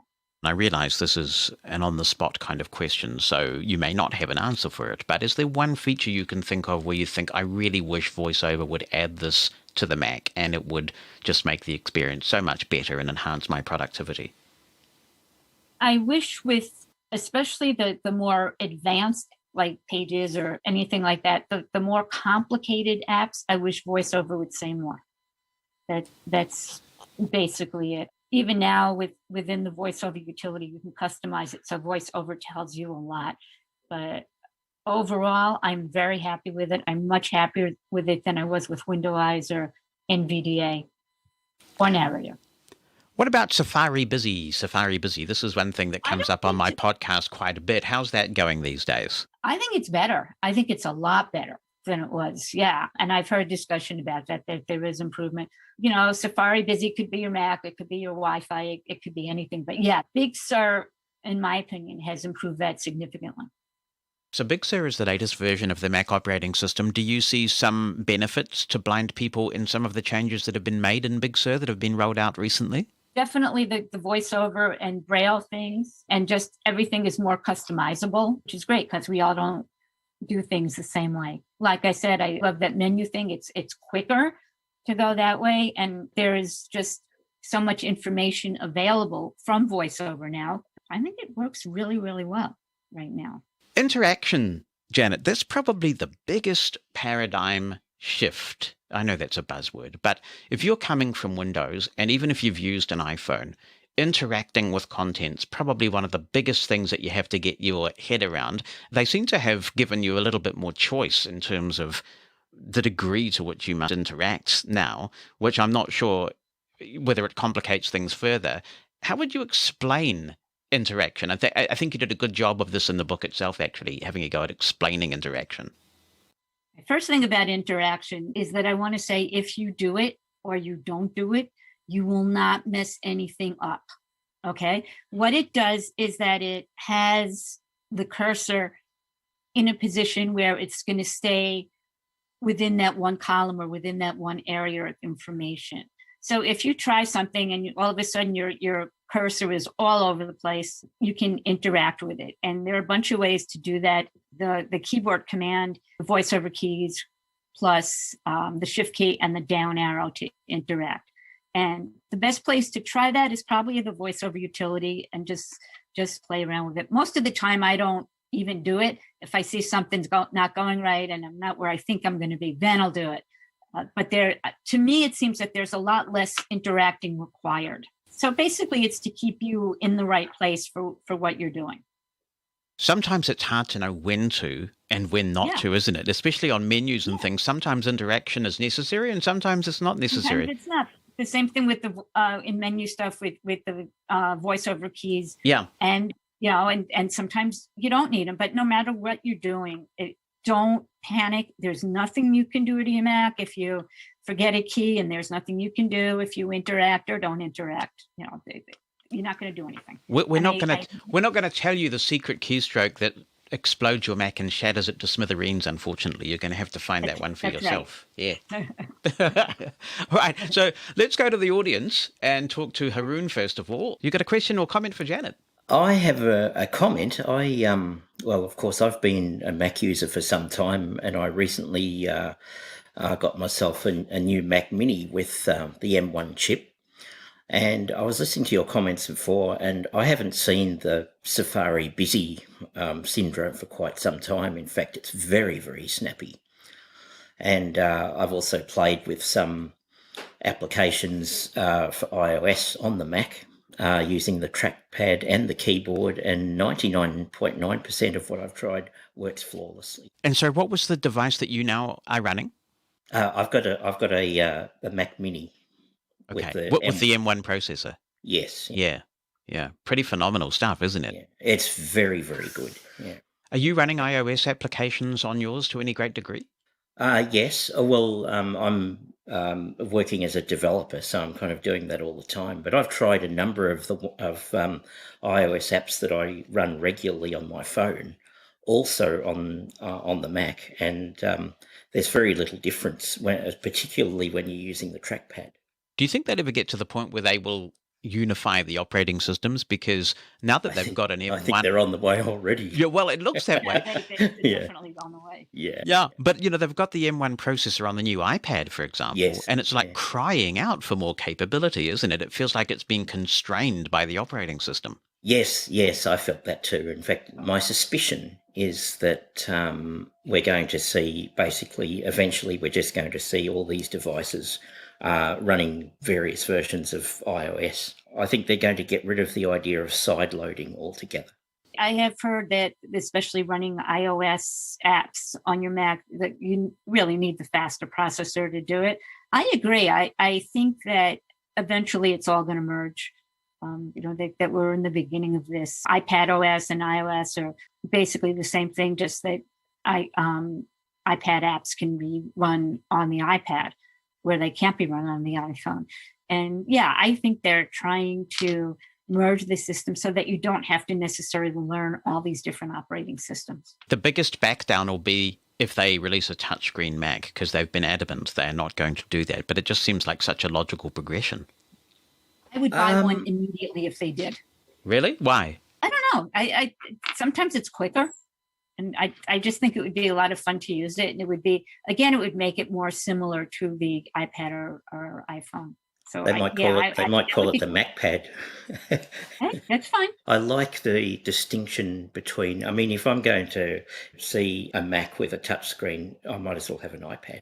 It's hard to sort of understand where those product categories are distinct, increasingly it's becoming a bit of a blur. The Mac traditionally was said to be the open platform where, you don't have some of the restrictions. You can run any kind of app that you like. I just reinstalled an ARM version of Windows recently because, of course, being the M1 chip, it doesn't run the Intel-based version. Only to discover there are no screen readers that work with it, but I think that'll come. We'll talk to Desiree next. Hi, Desiree. Hello. First comment, I hate the touch bar. Hate it. Wish I could Would you like to tell us what you really think, Desiree? Yes. No. Every time I'm typing numbers, it's just in the way. I recently got my work purchased the new MacBook. I was using an old 5-year-old Mac before, which is kind of nice because they tend to last longer than Windows machines. So if you know of a way to disable that thing, I'm all ears. Sorry, But the comment, I guess, in question I wanted to bring up is I work in the education field. I don't teach, but I work with assessments and different things. And it's interesting to me how little that Mac and voiceover and things are taught to kids. And, it's been around, at least accessible iPhones have been around for at least, 10 years, or I don't know, long enough time now that I would think that they would start kind of teaching that more. But they still revert to, I say revert, but go back to teaching JAWS. Is it because it's more universal, or it's what more of the jobs expect people to use? Or why do you think they don't teach more Mac and voiceover in schools? It might also be because the state or the city or the county has a working relationship with, let's say, Freedom Scientific or somebody like that. But yeah, I understand the same exact thing, that most of the kids are getting JAWS and they're getting Windows computers. I guess because either contract or because more people are using JAWS and more people are using Windows than Mac. You don't think it's because there's an argument among some AT instructors that it's actually more capable? 80-odd, I think it's nearly 90% of the world's computers do run Windows. And one of the things that really troubles me is just how poor Apple's Braille support is, particularly for input. Output's not so bad, but if you have a Braille device and you're brailing into a document on your iPhone or the Mac, the back translation is incredibly finicky and difficult. And I seriously do worry, given the attractiveness of the iPad. I mean, when I hold an iPad, I always go, wow, yeah, this is a sexy piece of equipment, and I just want to use it. I don't know why I want to use it. I just want to because it feels so great. But if we're giving iPads, and for that matter, Macs, to kids in the school system, and Apple declines to deal with their Braille problems properly for Braille input, that really does worry me. I mean, I'm all for user choice, but we're talking about the next generation of kids and their literacy here. And I think part of the problem too, and where I work, they use Microsoft products. That's what we have to use Teams and all of those they work on the Mac, but it is more efficient. The keyboard shortcuts are a little more reliable and different things on Windows machines. And I'd like to see that change, because a lot of people that I talk to are like, oh, I hate voiceover. I'll never touch it. They'll never even try it. And there might be some capabilities that they lose out on by not knowing iPhones and Macs and voiceover. Definitely. What's your experience yourself, Desiree? Obviously, you're a capable, seasoned Mac user. What's your perception of the pros and cons of both platforms? Well, for me, it's the going back and forth learning curve, right? Sometimes I actually made my modifier key the caps lock key for voiceover because I'm so used to doing that with JAWS, and I have to jump back and forth a lot. I love my iPhone, and I like the seamless way that I can transfer stuff between my iPhone and my Mac. And I, of course, like that anytime there's an update, that VoiceOver gets updated. So, I mean, there's a lot of functionality that I like with the Mac, but then I kind of do go back to Windows when I need to really be like on Zoom a lot, or on Teams, or using Excel, or any of the Office products. For me, it's important to know both, but that's a lot of information to remember, right? That's a lot of shortcut keys to memorize. They're totally different, but I wouldn't put a Windows on my Mac machine just because I wouldn't want to degrade from the functionality of the Mac. So I think it's important to know both myself. Can you articulate what it is about Windows that causes you to go back to Windows for certain applications like Excel and the Office applications? I just think it works better. When I'm in an Excel file, it seems to work a lot better. I am a Braille user as well. And you're right in that, it definitely feels different, types different, everything, the Mac versus Windows. And I guess too, like everybody's using Windows at my work. So if I do something on my Mac, I've got to, unless I'm in Excel for Mac, I've got to convert it from like numbers over to Excel. And I get lazy and don't want to do that. So I just go back to my Windows machine for that. That's really interesting. One thing we haven't talked about, but you alluded to, which I'd like to explore with you both as expert Mac users, is continuity. Because I think this is one of the really nice things about the Mac iOS combo is that you can do FaceTime calls on your Mac, you can answer and send iMessages, and it's all just so seamless. And that's a very nice feature. I've got a Dell XPS 15 that I purchased a few months ago, and they are trying to emulate the same feature with a kind of a very hacky Bluetooth connection to your iPhone and a special app, and you have to go through about a gazillion permissions to make it work. And then when you've finally done that, the accessibility experience is nowhere near as good, and it's just nowhere near as seamless as the continuity experience between the Mac and the iPhone. Yeah, I tried installing like the Windows for iPhone application or whatever, so you could type on your iPhone using your Windows computer and some other things. And yeah, you're right. It just doesn't work as well. One of the reasons that I went to the Mac is because it is seamless. No matter what device I'm on, whether it's my watch or my Mac or my phone, my Apple Music library goes with me. Documents go with me. All kinds of stuff that obviously email. You're having, and now with having your iCloud documents folder and your iCloud desktop folder easily accessible on your Mac, you've got a tremendous amount of material automatically available to you on your iPhone. Yeah, and iCloud for Windows is not so easy to use. No, it's absolutely terrible. It's terrible. Yeah. Yes, so that's right. Now and you're saying how you really feel. Yeah, I cannot believe that a company like Apple that normally, at least makes an effort with accessibility has just left iCloud for Windows in the state that it's in. It's an abomination, I tell you. And iTunes, too, has gotten unusable almost unless you get fiddly scripts. How do you both assess the Apple Music, kind of general music playing experience on Mac at the moment? We actually had to take out that whole chapter of the book because of space. Honestly, I like it better on the iPhone. I wrote that in the chapter that got cut. It's just an easier interface. On the Mac, you're kind of jumping from thing to thing, and it's much, much easier instead of going that way, just flicking right and left. And it's just a much, much better interface, in my opinion. Yeah, I just talk to Siri because I get sick of just play the song already. Well, of course, that's something I didn't mention when I was talking about continuity. You've got Siri on the Mac as well. Some Macs have Touch ID, and so there's a lot that's familiar there. I will say one thing about Siri on the Mac. On the Touch Bar Mac, the Siri button is right next to the Touch ID /on/off button, and it is very easy to hit the Siri thing. And it's also so that's really annoying. And the other thing is the mute button is to the left of the Siri button. So it is actually a little easy to mute your audio.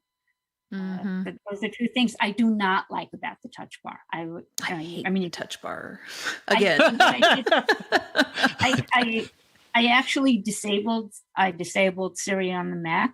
And every so often I get these things. Don't you want Siri to come back and this is what she can do for you? No. So bring on the revolution and down with the touch bar. That's what we say. That's what and if they do get rid of it, though, those of us that have these fancy new MacBooks or whatever elites, how do we? Okay, they get rid of the Touch Bar, but I'm still stuck with it. Because they want you to buy new hardware. That's what they want you to do. I'll have to talk to my boss about that one. If there was a way to disable the Touch Bar, even if it's on your Mac, if you can disable it, that would be great. But as far as I know, there isn't. I do have one quick question for you, Desiree, before I let you go, since you are obviously an Office aficionado. One of the things that I do a lot in my job, and we are an Office shop, right? We're heavily steeped in the Microsoft ecosystem. We run Teams. We've got the whole 365 thing going on. One of the biggest game changers, I overuse that term, but for blind people, in my opinion, is the fact that I can go into a meeting room with my senior leadership team and we can all have tablets or laptops open in, say, a Word document, and working on text, and I can see in real time when people are updating that text. I can collaborate. It's basically like an accessible whiteboard environment. And I just tell my team, don't use the whiteboard, bring in your device of choice. We'll open a Word document.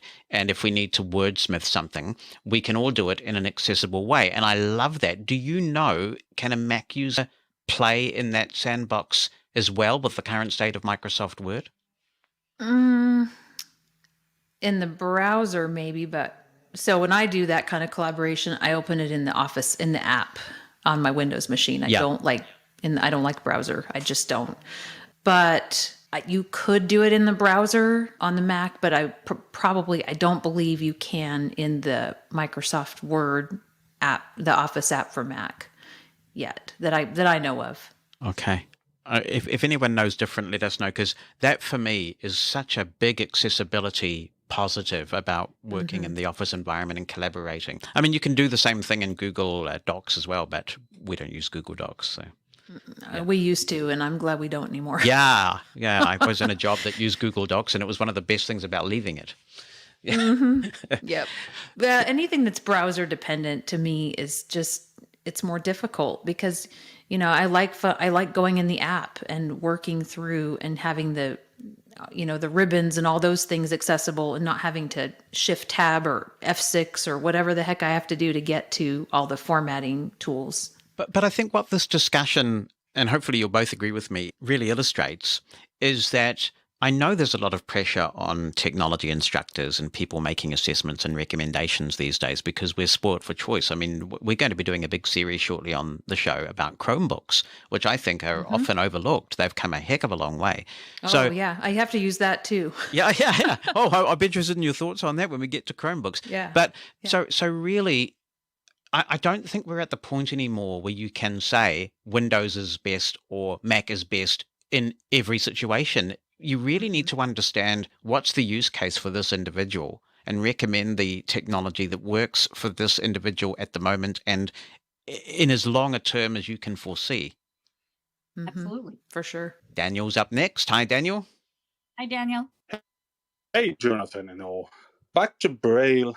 One of the things, and you've commented already in contracted Braille, which I'm not very familiar with, but one of the things that really makes me go back to Windows whenever I try to use my Mac for work stuff mainly, is the fact that the panning handling on the Mac is a little bit weird. And just to explain that, what we are used to, I guess all of us in Windows, is that when you pan through a line of text, you need to have, I don't know, maybe 2 or 3 pan movements to go to the next visual line if you want. And when you go to the next visual line, just by using the panning buttons, your insertion point, your cursor in the Braille display just gets to the next line seamlessly. You don't need to do anything at all. And that was the case on the Mac previous some versions ago, I guess. And now that seems to have stopped working.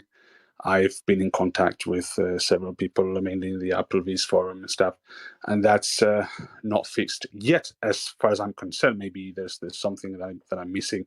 So that's one of the things. It's not just contracted, but it's also the way, for proofreading. Maybe you just type in Braille and you think you're in a particular place on the text where you can insert a word or maybe delete something, and you can scroll all of the text up if you're not paying attention to where you're in the document. So that's one bad thing related to Braille that I really hope they fix sooner than later. Now, as the very good things, and I think that's not been covered yet here, is what I would say audio handling, if you want. It's not just that the audio subsystem is much more robust on the Mac side of things. It's also that there are applications that let you control pretty much every single bit of audio and how the audio flows from one application to the other, and how you can browse stuff. Maybe you could put, all your voiceover and some bits of music that you want to stream to a Zoom call or something, just by using applications on the Mac.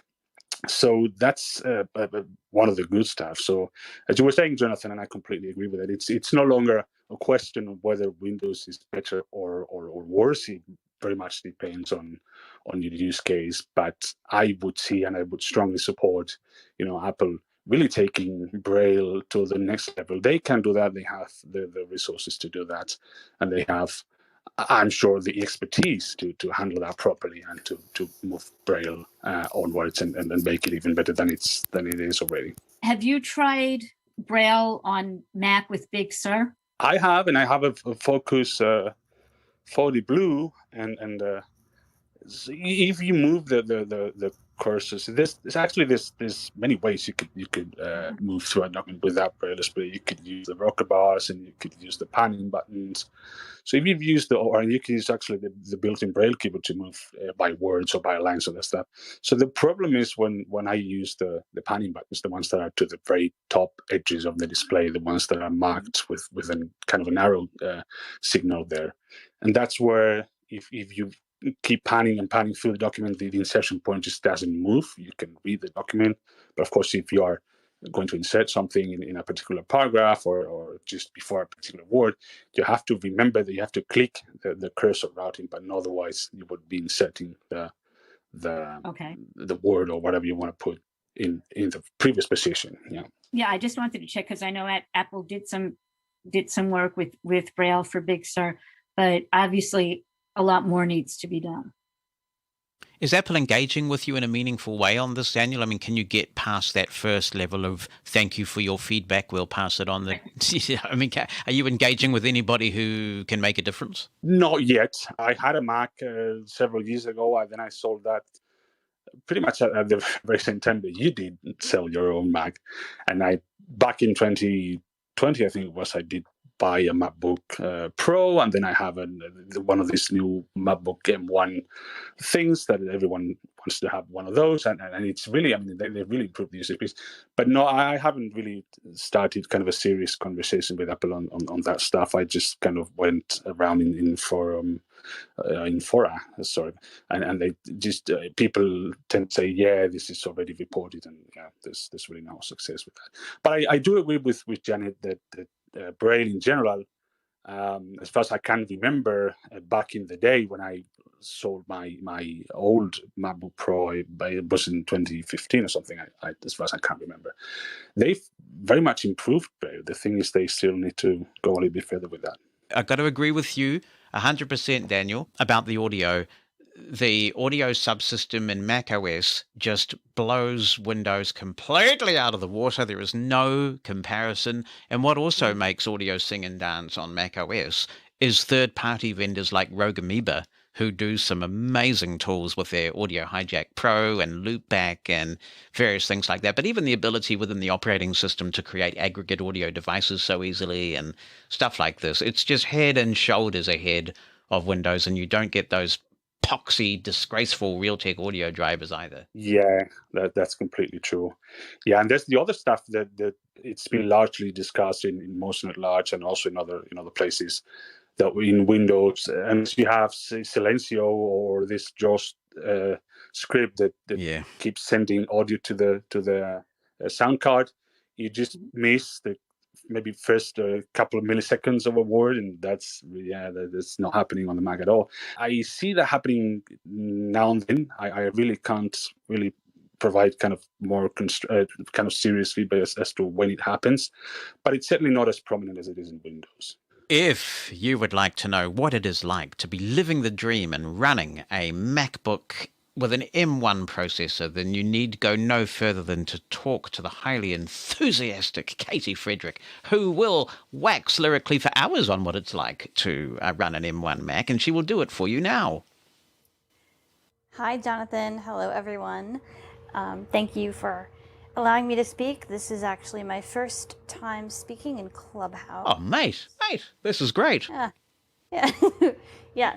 So, hi, Janet. It's good to connect with you again. I know you and I spoke back in the fall when the MacBook, the M1 MacBooks had just been introduced, and I got my hands on one. Well, my credit card said hello to Apple, and I received my MacBook Air right around Christmas time. So that was my Christmas/birthday gift to me. So I'm actually running it now, and I work for a company where, we can use kind of whatever computer we want or need to get the job done. So I'm actually, for about the last month or so, I've been really trying to use my Mac for virtually everything. And this includes working in Teams, working in Office. We use Office 365 because we have Microsoft Exchange, so we can use 365. And I'm really liking it. I do still have a Windows machine because some of the work that I do involves things like accessibility testing and looking at things, and it's just good to have, multiple screen readers and browsers and things like that for testing. And but overall, I'm doing, gosh, probably 90% of my work on my Mac. And again, that's just personal preference. That's what I'm enjoying doing. That's what works for me and my needs. What's your assessment of the Microsoft Office experience on macOS at the moment then, Katie? Yeah, so it's really good. Microsoft has done some updates, and I'm really impressed. There have recently I was working in Excel and having to do some things that I could not get JAWS to work to do on Windows, and I was able to do them on the Macs and filtering and things like that that I couldn't seem to accomplish with JAWS and NVDA on Windows.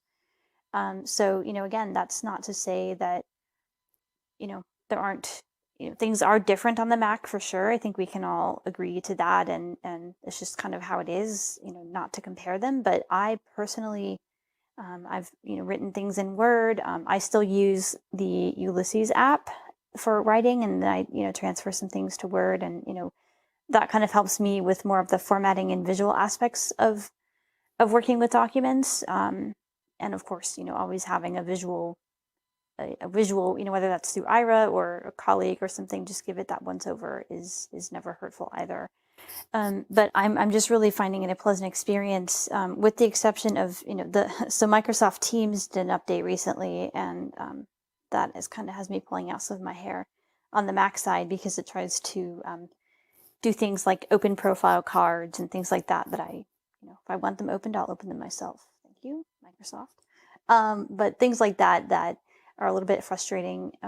But again, I personally find working with things like Teams easily achievable on my iPad and my iPhone, which is just an awesome experience for me. I think what I would stress is again, that you said too, not to focus on one thing meets all solutions, right? Because I think we live in a time where if we don't know a range of technology, or at least, be familiar with it, it's going to hurt us, especially if we're trying to find employment. And I think people need to use whatever methods and tools work best for them. So for me, again, I might choose not to use parts of Teams on my Mac, or things like that. But I've done Zoom on the Mac, Teams on the Mac, and again, using the Office products, including Outlook. Outlook on the Mac is a good experience. Have you done the scenario that I was just talking to Desiree about, where you might be collaborating in real time on a Word document and everybody's writing in that document, making amendments, that sort of thing? I'd be really curious to find out how that's working in the Mac environment. I have not tried that, only because usually, like today, we had a meeting that I was actually trying to facilitate, so I wasn't kind of looking at the document. So I have not personally tried that much. I do, I think it can be done. I've seen it work in the web interface, but that has its own kind of challenges, shall we say, or unique issues with just the way that Microsoft on the web works. It's not exactly user-friendly, shall we say, in my experience. So I find it a bit frustrating, but I cannot directly speak at this time to the collaboration things, but when you report, for example, that Teams is not as good as it was after an update, do you feed that back to Microsoft? And if you have done that, what's the engagement like with them about really understanding what you're saying and taking it on board and perhaps fixing it if there's a problem there? I have not yet, but I'm really tempted to. I think it's, for me, I do know some people at Microsoft, and I think I really I'm debating on how to best approach it, right? Because I know they have the Microsoft Accessibility account and things like that on Twitter and their disability answer desk, et cetera, et cetera. But I guess I'm just kind of wondering how to go about that approach so that I get to the people that need to hear the feedback, right? You know, Microsoft is a huge company, so if there is a way that I can provide, I guess in my case, kind of more Mac specific feedback, because I feel like I don't know that that's often heard. And so I'd love to be a part of that. So if anyone from Microsoft is listening, or, I would welcome that opportunity. So I'm, looking at how can I do that and have some, some dialogue around this, because I have learned the hard way. You would be amazed who listens to this show. You would be absolutely Yes. amazed. What about the iOS stuff, Katie? You running lots of iOS apps on your M1 Mac, and how's that working out for you? Yes, so that is actually really cool. I run some iOS apps, a couple of like radio station things and different things that I've tried have worked really well. I'm enjoying that. Probably not using it as much as I could or whatever, but very happy with things overall on the Mac. And I just, I love, some of the, because of my work and things, I have, my calendar set up to do the syncing and stuff like that. So like all of my calendar stuff goes from my Mac to my iPhone to my watch, to everything. So all of that is nice. And just the, the continuity, as others have mentioned, is really good. The news on the Mac is good. The music app, someone mentioned earlier, preferring music on their iPhone or whatever, and I get that. I have tried music on the Mac, and I find it to be a good experience. The new music app that recently came out, it's it works well for me. I too tend to generally listen to music more on my phone or something because I connect it to a speaker and I crank it up or whatever.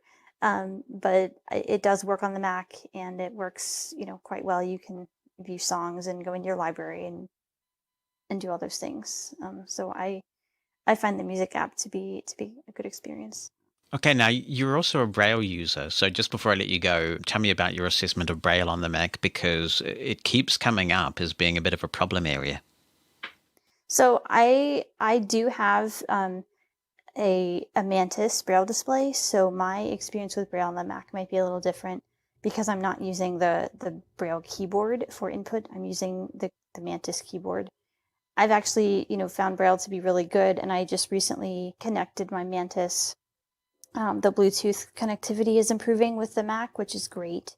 It's behaving a lot better between those two. So I do think, Braille is an area where things are different on the Mac. Just the way that how the screen kind of looks on my Braille display is a little bit different. But I don't have a ton of complaints with Braille on the Mac. Like you, I got the Mantis, and one of the big attractions for it was that it would liberate me from the contracted input foibles of Apple operating systems. And it's one of the best Braille hardware purchasing decisions I've made in a long time. I love the Mantis. Yes. Isn't it great? It is good. I mean, it's a shame that one of the attractions is because of a bug in another operating system, but it's still a good device in its own right. It's a great device. Yes. Jason is next. Hi, Jason. Hi there, Jonathan. It was a question for Katie, really, with the Office experience. How she found two things, tables and referencing, because I do that a lot for work. So just her kind of experience on that front. Do you mean tables in Word or? Yes, in Word. Sorry, in Word. Sorry, Yeah. I should have said. No, you're fine. So I have not had a lot of experience working with tables in Word, thankfully, I think. I think sometimes I found it worked and sometimes it doesn't work. It's a bit like, is it something I'm doing? Or saying sometimes when I create a table, it works fine. And when I try to do it from another document, it goes a bit off skew. So like, what's going on? Right. So, and I don't know too if you have the latest Office update. I think that could be a key as well. Which that I'm not seems too to sure. have really fixed some things because I noticed too, just in the past couple of weeks, there have been some really good improvements with That's Office. good to know. So, That's good. yeah. I'm glad I'm not the only one that's trying to scratch their head and trying to work that one out. No. See, this is No, the thing. I mean, for me, tabular data is an absolute essential thing. I'm dealing with large tables full of financial data, and that just has to work.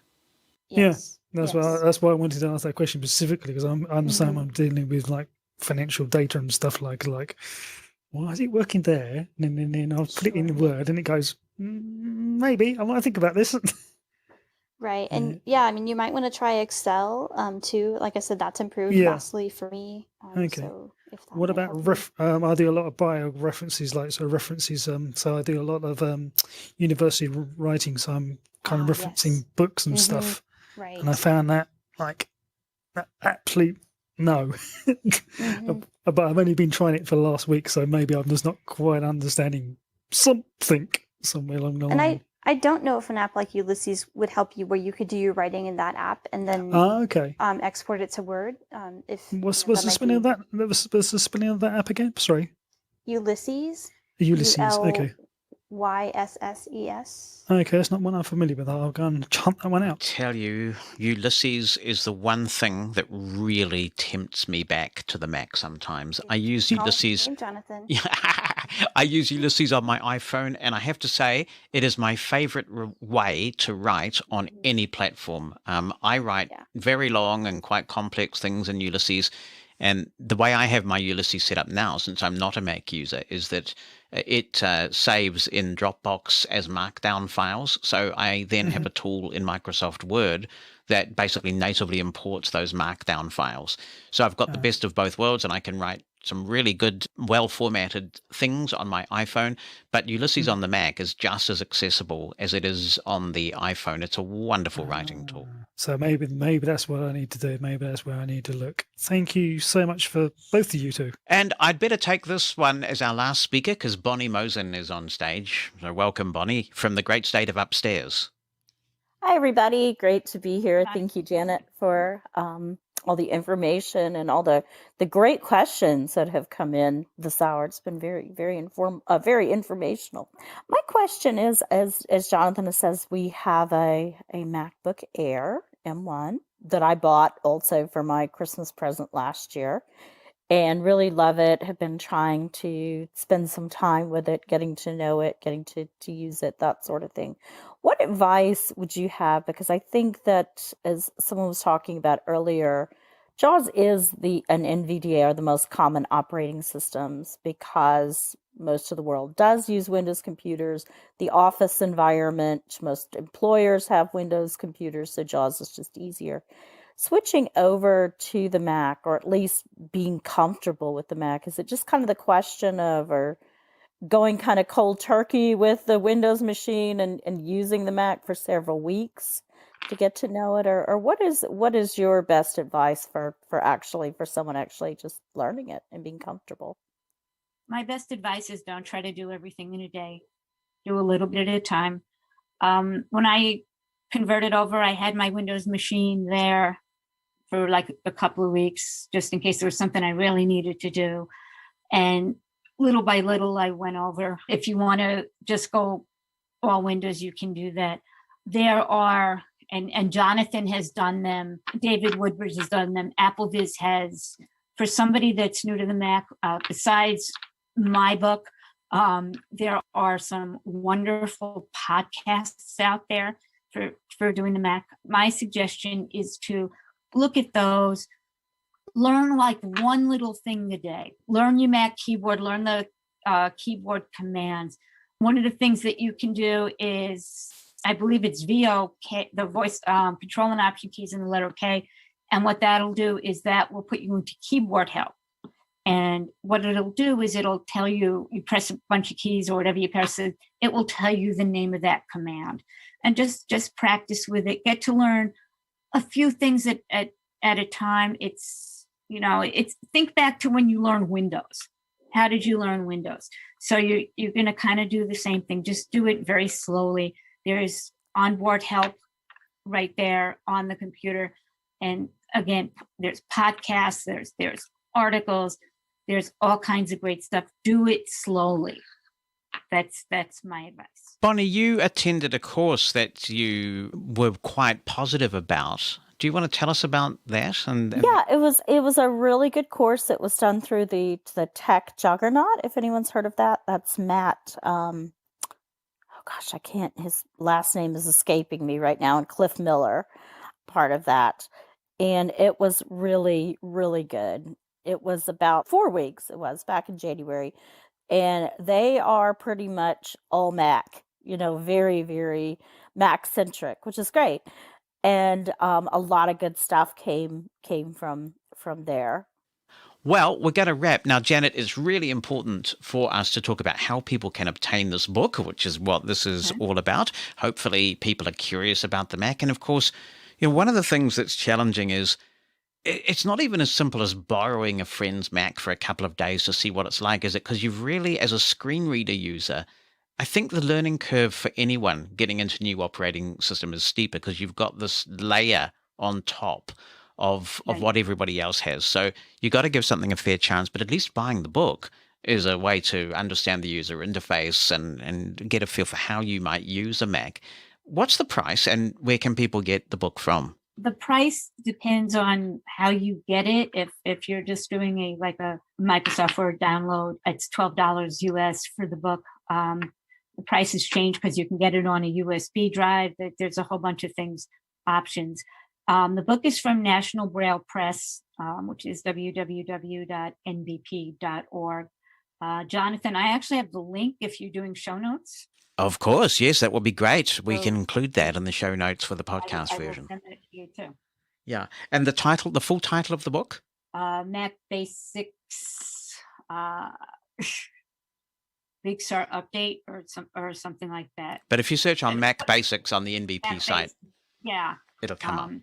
I will give you that information. I'll give you the exact title too. We were just running it as like Mac Basics when we were doing the editing. Super. I'm so grateful for you giving us some of your time. And what I'm also grateful for is, the tone of this discussion, because so often when you have discussions about people's different technology preferences, it almost turns into a great religious war. And that's so unhelpful because there are pros and cons of every operating system. And it's nice to be able to have a mature discussion about what might work for some people, what might work for other people, genuinely being objective about the pros and cons. And I feel like we've been able to do that. So I'm grateful to everybody for being on the stage and doing that. And we look forward to reading further articles from you, Janet, about the Mac and other things in the future. I have one actually now in Access World that just came out, which is about Apple Music. Right. And that's going through some very exciting changes with the introduction of spatial audio and lossless and high res. Marvelous. Yeah, I didn't cover on that. Basically, what Access World is doing is a series on streaming services and on music services. So we've been doing a whole series on them, just how to operate them, what to do, what are the pitfalls, which have the best accessibility. And I just want to echo what Jonathan said. That you guys were awesome, that you asked great questions and nobody was bashing anybody else. So I'm very impressed. You have great listeners. Wonderful. We hope to have you back sometime and continue these discussions because, I really believe information is power and it's a big decision what screen reader you use and what computer you buy. Makes a big difference to us all. Mushroom FM. Yes, peace and love. And here we are in the third hour of the Mosen Explosion. No, it's not. It's Mosen at Large. Wow. On Mushroom FM.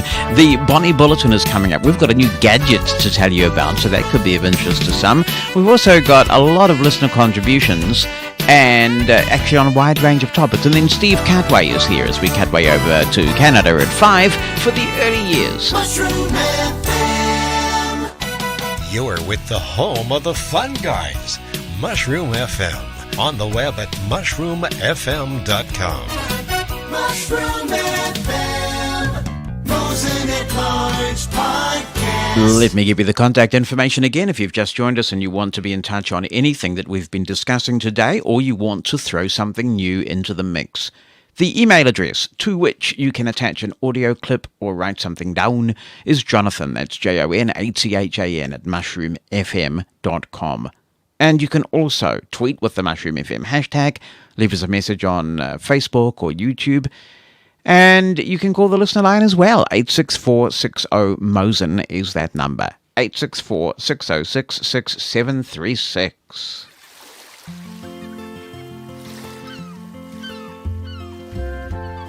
And that familiar music indicates that we are in fact back at the studio, and it's time once again for another superlative Bunny Bulletin with Bonnie Mosen. Hi guys. I've learnt the hard way that if I don't introduce you, or for that matter, anybody else, then the very nice people who transcribe this podcast don't know who you are. That's so true. They're going to call you a generic name like Speaker 1. What speaker number would you like? 1. 1? Because I'm number 1. We have had such an interesting week, and we've got some listener contributions for you. So, Cool. as we like to say, we will crack on. Yeah, absolutely. And the first thing is the great washing machine crisis of 2021. Yeah, you know, I was so much in fear last. Our washing machine is quite old. I don't know why you're fearful of it. I mean, you just get another one. No, I'm telling the backstory with this washer. The washing machine's been around a while. It did have some issues a couple of years ago. We had a repairman come out and look at it. And he said, well, the next time it goes, it has an old motor in it. You might as well replace it because it would cost as much to get it repaired. So I was so scared during the whole COVID lockdown that the washer was going to go. COVID. You're talking like your speech synthesizer. I know, COVID lockdown. Oh, that reminds me of a story someone was telling today where they went to they were ordering a vegan taco salad, and there was some protein that they could put in it. There wasn't tofu, but it's something called seitan, Saitan, but the voiceover said Satan. Right, and so I presume they asked for it. They asked for Satan in there. Yeah, so they had a vegan Satan taco salad. Oh, dear. Yeah, anyway, so I was worried that was going to happen. Well, Thursday I was actually home and decided to run a load of laundry and wouldn't start. So we had Heidi and Henry come over to look, and it turned out that the motor was dead, or wasn't, the belt was not spinning the tub thing around, the agitator, I think it's called. So we got online and looked for a new washing machine. I'm a good agitator, though. Yeah, you are. Yeah. And so we bought one that's... No, but hang on, because then there's all this sort of Luddite versus progressive discussion. Yeah. Because I always think, as blind people, we should not be saddled with inaccessible stuff. And, these washing machine appliances and so many other things... Not only are they touchscreen based, which creates some real input challenges, but they've got these menu of choices, most of which blind people can't use because you either commit them to memory, or you have a cheat sheet on a Braille device or something like that, or you don't use them at all. But if you got an app or something that controls the device by Soup Drinker or something, then you're good. But, you're a bit of a Luddite on that department sometimes. Yeah. So, yeah. Because I'm the one that mainly uses the washing machine. Although that may have changed with this new one. I'm not sure yet. But Heidi said she'd never seen anyone so excited about a washing machine. But you're sort of frightened of the unknown. Is that a fair Yeah, description? I guess so. I just want it to work, I just want to get my washing done without too much hoopla. But it's not going to work for us if we've got these inaccessible screens, and is it? more and more you're seeing whiteware that's not accessible. I mean, there are these stovetops, these convection stovetops that are completely inaccessible. So, Yeah. gone are so- the days of buttons and knobs. Yes, long gone. So we've ended up with the Samsung washing machine. What's the model number of the Samsung washing machine? Oh, I don't know. I Okay. emailed that to you, but So- it's called a quick drive. I will look at... Oh, so it's a quick drive, is it? Yeah. All right. I 8 thought it was kilograms. a smart drive you told me No, that it was quick called. drive. Quick drive, okay. yeah. I will look up the number in just a moment. Well, while I do that, would you like to talk about what having this washing machine in your life means to you?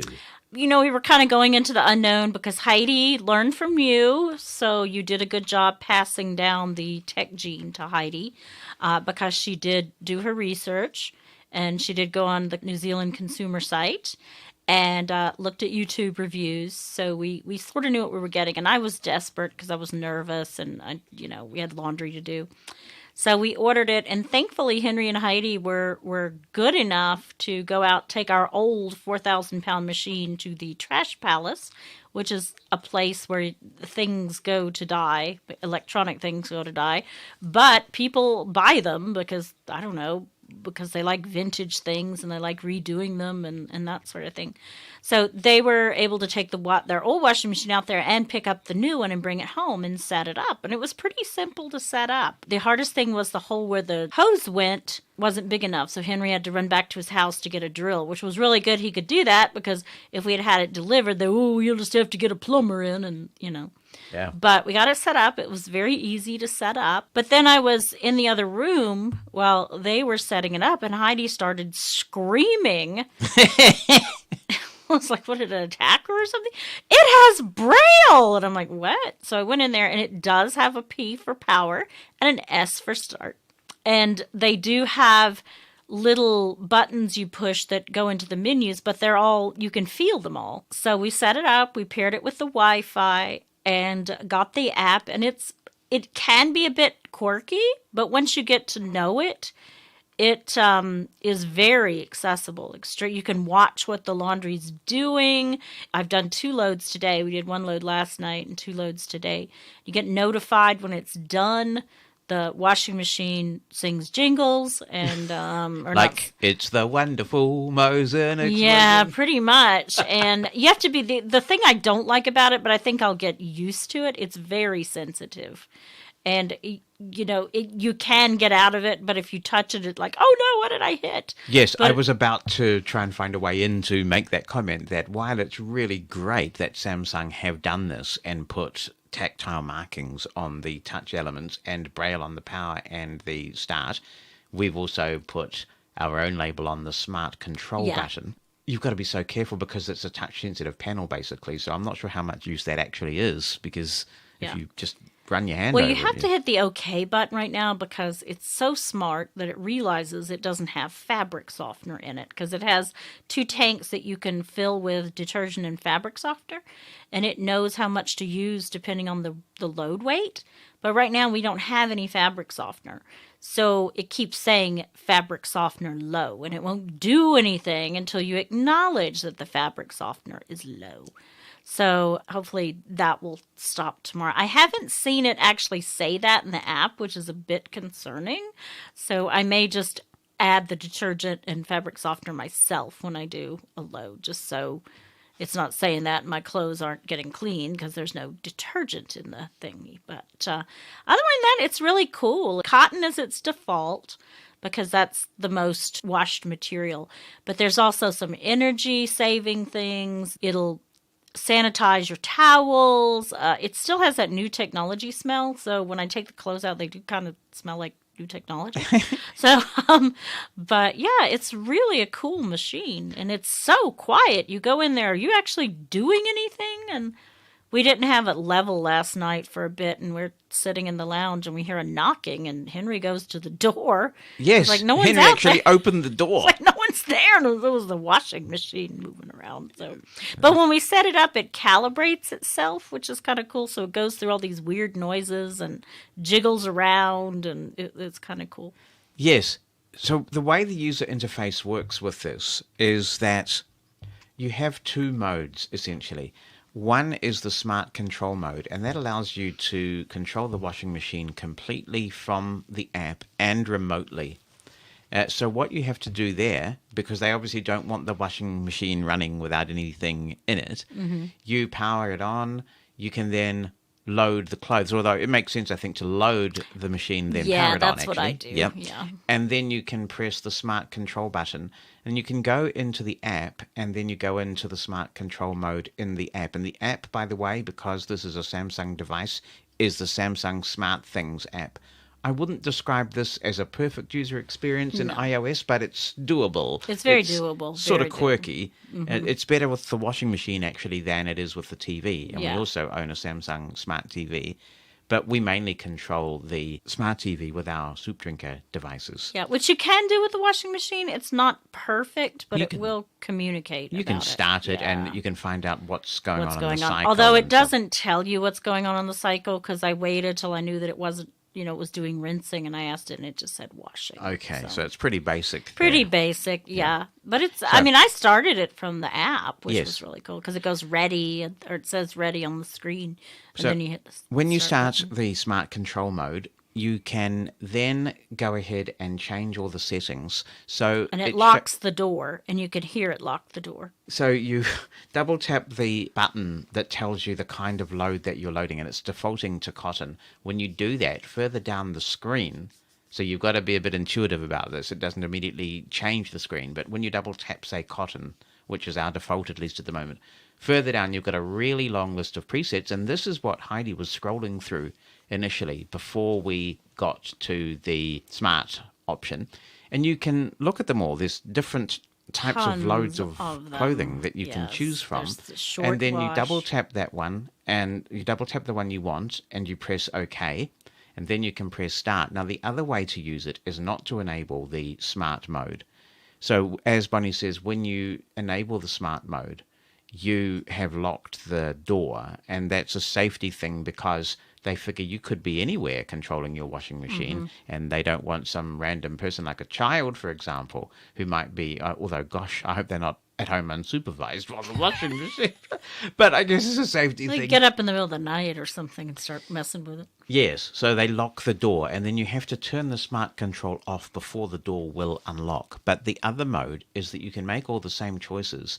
When you're ready to go, you choose send to washer, and at that point it sends a series of commands to the washing machine, and then you can press start on the washing machine itself. When you do it in that mode, you still get status information, don't you? Mm-hmm. Yeah, so you're not really losing too much by doing it tells you that. how long it's going to be. Yep, and what it's doing, like washing, rinsing, spinning. It has an airlock too, because you always sometimes, you can't open it because it's a front loader. So if you did, all the water would come pouring out like you can on a top loader. But if you need to put that extra sock in while it's filling, you can open this airlock and toss it in. Many moons ago, I did look it up here on the e-receipt, and I've got it in front of me. It just says 8.5 kilogram quick drive smart front load washer. So that's a Samsung device. So we might see if it's written down. We can get Ira to tell the model number. But that would give you an idea of what's possible. And I know that there are others playing in this space too with accessible apps for washing machines. Unfortunately, right now with the supply chain backed up because of shipping, we don't have a lot of them actually in the country. So we were really lucky to have found that one in Wellington that we could get. One thing too is that it's kind of got my appetite piqued for what else we can get from Samsung that would be accessible No in this way. dryers in the country. No microwaves either. But we would be interested to hear from other people. Obviously, there are some products available in some markets that are not available in ours. Samsung's kind of ubiquitous, but I think there are some other washers that also have accessible options now in the US market at least. So you're welcome to share your experiences. On the subject of the horses, which we talked about last week, quite a bit of reaction on this, so we'll go through some of it. Great. Here is Peter, the man himself, from Hungary. He says, thanks for the comprehensive coverage of the topic raised in my question. Most importantly, it feels better now. I heard some information from Bonnie and her friend about the horse racing industry, which I wasn't aware of. I'm glad to hear that the use of the whip is limited, but ultimately, I'm not convinced that horse racing is a reasonable treatment of animals. Only 10 strikes is certainly better than, say, 100, but still. For me, beating an animal is the very, very, very last resort to turn to. It is only acceptable for me when there is absolutely no other option, and it is inevitably needed. Racing is leisure for humans, an industry, an entertainment business. Human and animal life is perfectly maintainable without whipping horses to run this or that way on a track. If somebody states that whipping doesn't bring intolerable pain to the animal, I wonder what that person would say if I offered him or her 10 strikes a day. I'm also doubtful about the statement that horses like running and racing. They certainly like running when they are free, at a time when they wish to, and without a Homo sapien on their back. We humans usually cheat ourselves into believing that animals have human-like preferences. We are ready to think that they like something. They are happy about a thing or an activity. It feels good for us, but who can see into the brain of an animal? And finally, yes, you guessed it right, I have no problem with guide dogs. They provide us a service that no other machine or creature can. And these dogs are loved, teased, cared about most of the time by their owners. The other thing, a couple of months ago I had a question concerning RSS for Windows. Some of your listeners gave a few suggestions, but I didn't find these programs too likable. At the end, I realized that the solution was right in front of my eyes all along. Email clients are perfect to handle RSS feeds. I use Windows Live Mail for ages and, curiously, have never thought about exploiting its capabilities to read RSS feeds. In reality, it is an amazing, easy-to-use method of doing so. If somebody shivers to use such an ancient software, Microsoft Outlook is also a perfect application for the same purpose. I tested it and experienced smooth working. Thanks, Peter. I should have mentioned that Microsoft email clients do RSS. It's not the way I would like to do RSS, but then I'm a very happy user on my smartphone. So there you go. Any further comments, Bonnie, on Peter's Again, they're comment? not beating the horses. So yeah, if they were taking a big whip and beating the horses, that would be different. But they're actually not beating them. It's just a tap. They like running. I mean, they love running. They're bred to run. It's like dogs, certain dogs that are bred to hunt. It's a job for them, and they really enjoy it. I have had off-track thoroughbreds, and I remember being in a show one time where we all had to line up to go into the ring, and the horse I was on, he was 17 years old. He had been had been a racehorse. He remembered that, or I guess he had some memory that this is like going to the post, and he was just dancing all over the place, so excited. I'm like, no, buddy, we're not running in a race, Hello, Jonathan. This is Keith Wigglesworth from Baltimore, Maryland, and the cicadas are singing like crazy out here. We have more cicadas per inch than anybody on the planet this week, I think. Long story. But anyway, it's busy out here. I just wanted to give a buzz about an article I read after hearing Bonnie's and her friends' recollections about horse racing and all that other, which I didn't fully listen to, but it was interesting what I got. I saw an article, a very, very good, thorough article about horse racing and the current state of it anyway, in the latest New Yorker magazine on audio, and this is dated May 24th, and it's about the state of horse racing in America and in the United States. It's called Blood on the Tracks. It's a very thorough, very interesting thing. It takes about an hour to read if you listen at regular speed, but it is good and very thorough about what's going on with all that.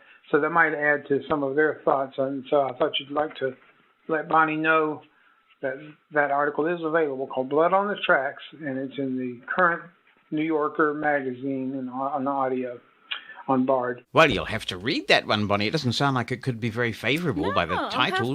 I'll have to check it out. Yeah, I can get the New Yorker, from Bard, but also I can get it on Your Mantis. NFB, NFB Newsline. Yes. Yeah, I'll have to check it out. Here is Yvonne Peters, and she says, hello, Jonathan and Bonnie. Wow, two of my favorite topics discussed in one podcast, horse racing and everything blind. How cool. Many thanks to Bonnie and Lisa for an excellent description of the sport of horse racing and how the horse athletes are valued and cared for. After I retired as a human rights lawyer, I joined a group which purchases low-cost racehorses to race at Assiniboia. Well, okay, then. Is that in? It's in Manitoba. Okay, well, fair enough. That makes Assiniboia sense. Downs. Downs, yes, in Winnipeg, Manitoba. So what's the name of that again? Assiniboia. Assiniboia. Okay. There's one for the transcribers to look up. This is an indigenous group. I have met many fine new people and learned a lot about the sport. I, too, was very concerned about the treatment of the horses and just how willing they really were to participate in this human-made sport. But I have to say that the horses we've purchased get very excited when they know they are going to the track. They do love to race. Regarding whips, here in MB, that's Manitoba, there are strict rules about how they are constructed. They are hollow and are not meant to inflict pain, just a reminder to focus. In a way, it is like the leash correction that most guide dog handlers are taught to use when the dog becomes distracted. I take it you would agree with all of that, though? Oh, absolutely. Yeah. Yeah, it's more the noise. Right. Now here's one that I suspect is going to get people talking. On a completely different topic, says Yvonne. You may recall back in 2017, Canada was contemplating national standards for guide dog and service dog handlers that would impose additional requirements on guide dog teams. Guide dog handlers mounted a vigorous protest against such standards because we already have comprehensive and effective standards established by the International Guide Dog Federation. Moreover, there wasn't, and still isn't, any concrete evidence that guide dog teams required additional standards. Happily, these standards were eventually defeated and withdrawn. You kindly gave this issue some attention in your podcast back in 2017, so I thought you might like to know that regrettably this dreadful issue has re-emerged in 2021. The Canadian Foundation for Animal Assisted Support Services, a non-profit community group, has served notice with the Standards Council of Canada that it intends to develop standards for all animals that perform a task or activity for humans, including guide dogs and their handlers. What makes this issue even more reprehensible is that at no time did the CFAS consult or make any attempt to reach out to guide dog handlers about their intentions. If additional standards are ever adopted, it would mean that guide dog handlers would have to undergo additional assessments to ensure compliance. We do not need additional standards, and we certainly don't need unqualified people telling us what we need, especially without consulting us. So once again, the National Coalition of People Who Use Guide Dog and Service Dogs is fighting back. We have defeated such standards in the past, and we will do so again. If people would like more information, they can send an email to info@hooh.ca. That's info@hooh.ca. Incidentally, says Yvonne, the HOOH stands for Hands Off Our Harnesses.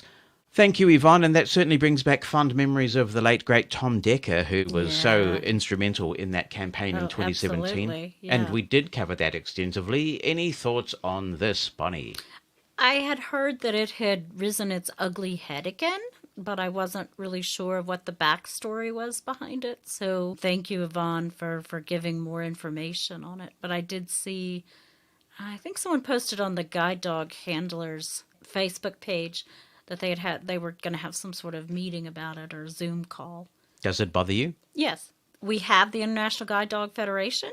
We don't need people who, as Yvonne said, that are not qualified to assess a guide dog. They're very, very different from other types of service animals.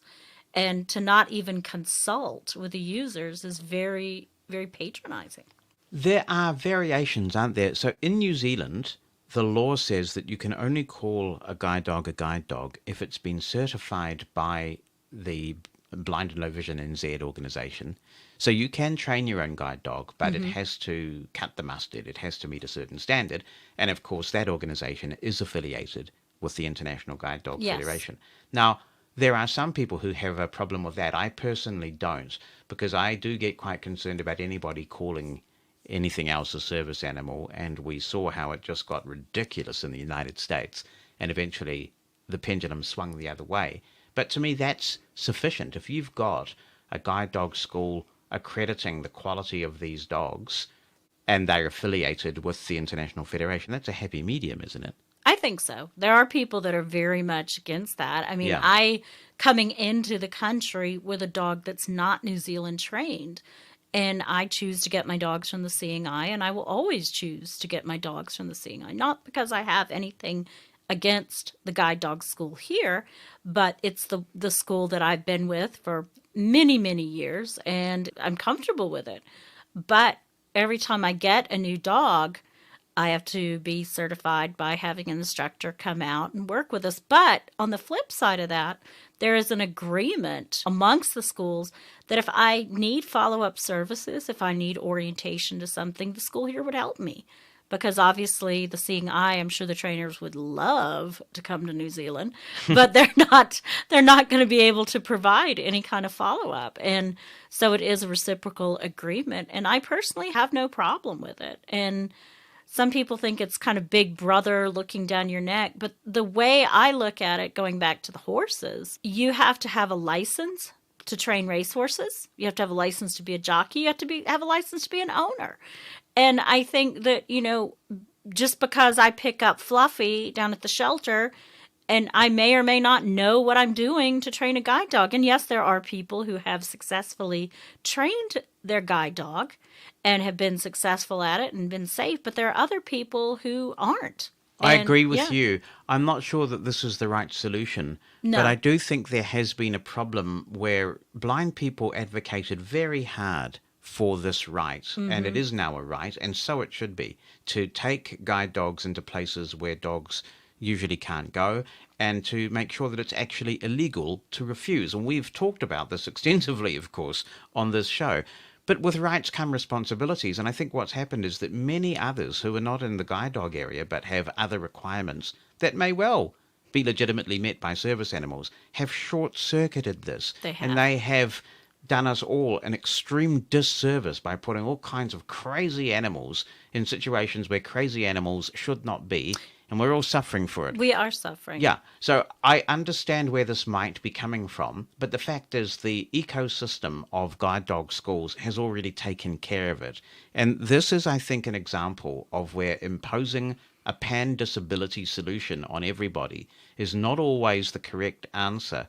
So I wish them well with this. And if people think, well, this is just Canada, they'll do what they will, I tell you, what happens is that you do get people who watch what happens in other jurisdictions. And if one jurisdiction gets away with it, it's coming for you. Absolutely. I mean, we've seen this in the States, and the main problem is you're talking about policing and with rights and responsibilities. A business has the right to kick an animal out if it's misbehaving, but they don't do it. And now with New Zealand, we're even seeing some people who are passing animals off as emotional support animals and things like that. And these are very ill-behaved dogs or ill-behaved animals because they haven't been socialized. I mean, guide dogs and other legitimate service animals have been raised and trained, and, the handlers have been taught how to continue that training. And that's where the problems come in. That's why the airlines has really cracked down on it. And yet it is a pain, but I'm glad to see it. Well, we'll be interested in other people's opinions if you're in Canada, if you're working on this. And of course, Yvonne, we were delighted to devote some time to this in 2017 when The Blind Side was the podcast, and we'll happily do it again. So please keep us informed. And thank you, sweetie, for a very good Bonnie Bulletin. Great. I know that what happens is that, this is a brand new, brave new world, and we had these big debates when Sonos came into our lives, but eventually you kind of come around, right? You do, yeah. No, I'm saying you personally. I do, yeah. You personally come around I eventually. do, yeah. Yeah, and now you like the app. I do. And you like the Sonos. Yeah. Even the one in the bathroom. Yeah. Okay. All right. Bye. Be the first to know what's coming in the next episode of Mosen at Large. Opt into the Mosen media list and receive a brief email on what's coming so you can get your contribution in ahead of the show. You can stop receiving emails anytime. To join, send a blank email to media-subscribe@mosen.org. That's media-subscribe@mosen.org. Stay in the know with Mosen at Large. Another email from Sydney. It's Dawn Davis who says, "Hi, Jonathan. On the subject of public education, I feel strongly on the subject of the lack of education of doctors and hospitals. I often find that even though doctors are good-intentioned, they can be thoughtless and inappropriate, probably through no fault of their own. For example, I found myself in hospital emergency one day after being given the wrong dose of a medication by a chemist. Luckily, I had a friend with me as I really was in no state to speak for myself. I was quite disorientated and feeling very vulnerable.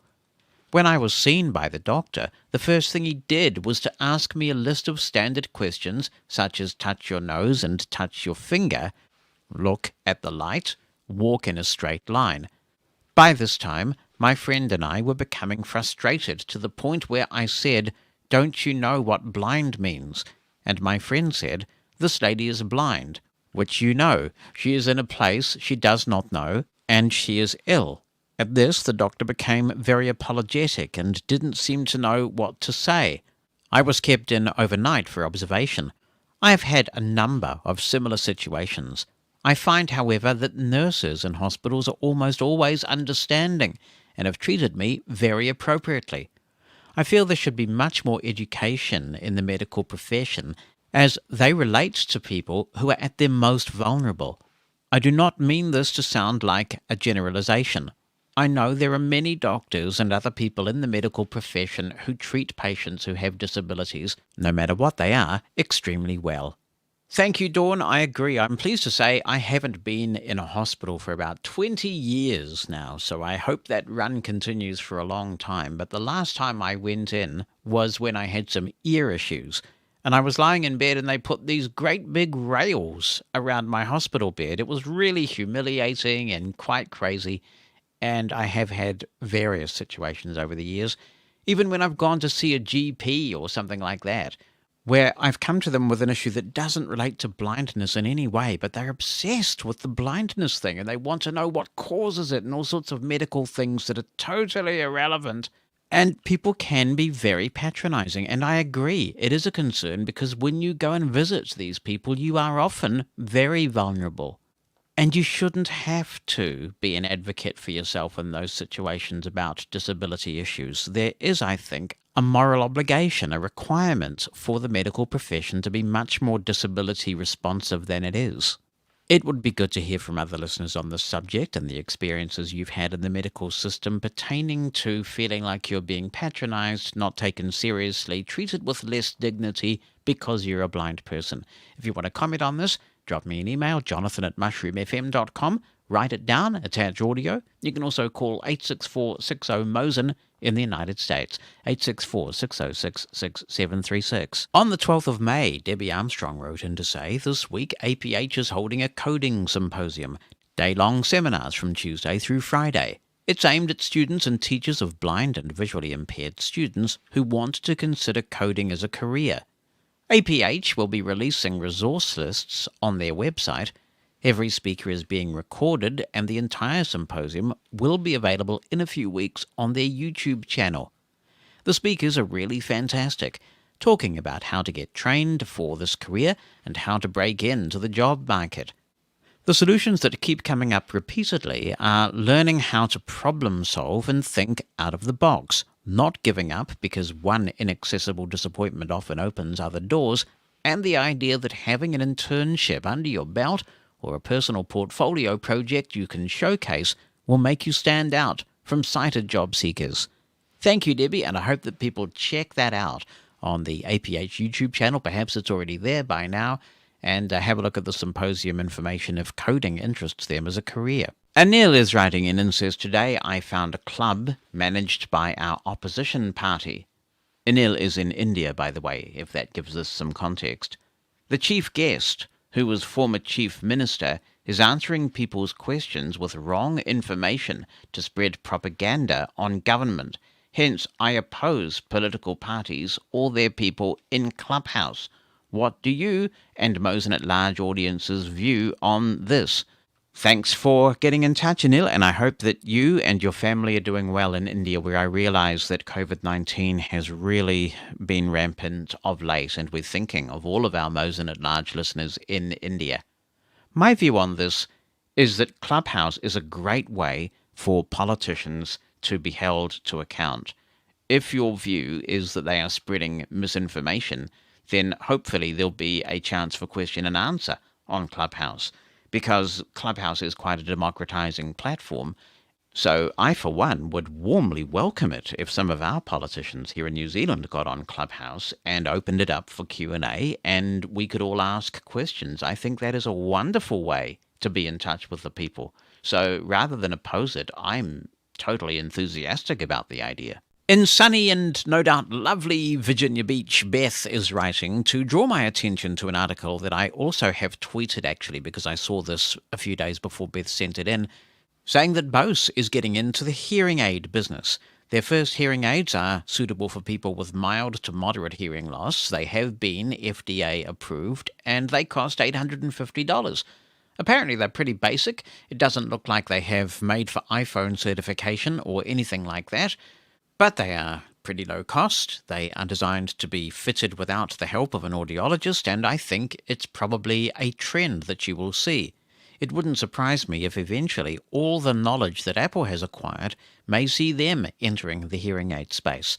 And I think given the attention that Apple pays to sound, made for iPhone Apple hearing aids could be really disruptive in a good way. If you have mild to moderate hearing loss and you try these Bose hearing aids, let us know how they work out or don't work out for you. Daniel Azuna has been thinking about this as well and said, I recently read an article on Bose's OTC hearing aids. They sound a lot like the Bose hearphones.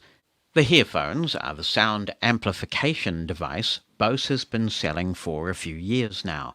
They used to cost around $500 at Best Buy. I have not seen the price on them recently. Mosen at Large Podcast. Some useful info here from Don Barrett, who says, Hi all, just a note to let everyone know how easy it is to use an automated response phone system with the iPhone using a Bluetooth keyboard.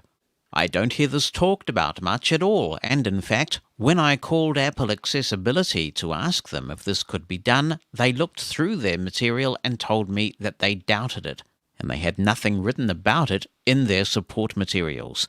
This all came up because I had a customer who had an emergency situation that required her to check voicemails on her home system and also pay bills using only her just-purchased iPhone without any knowledge of the touchscreen.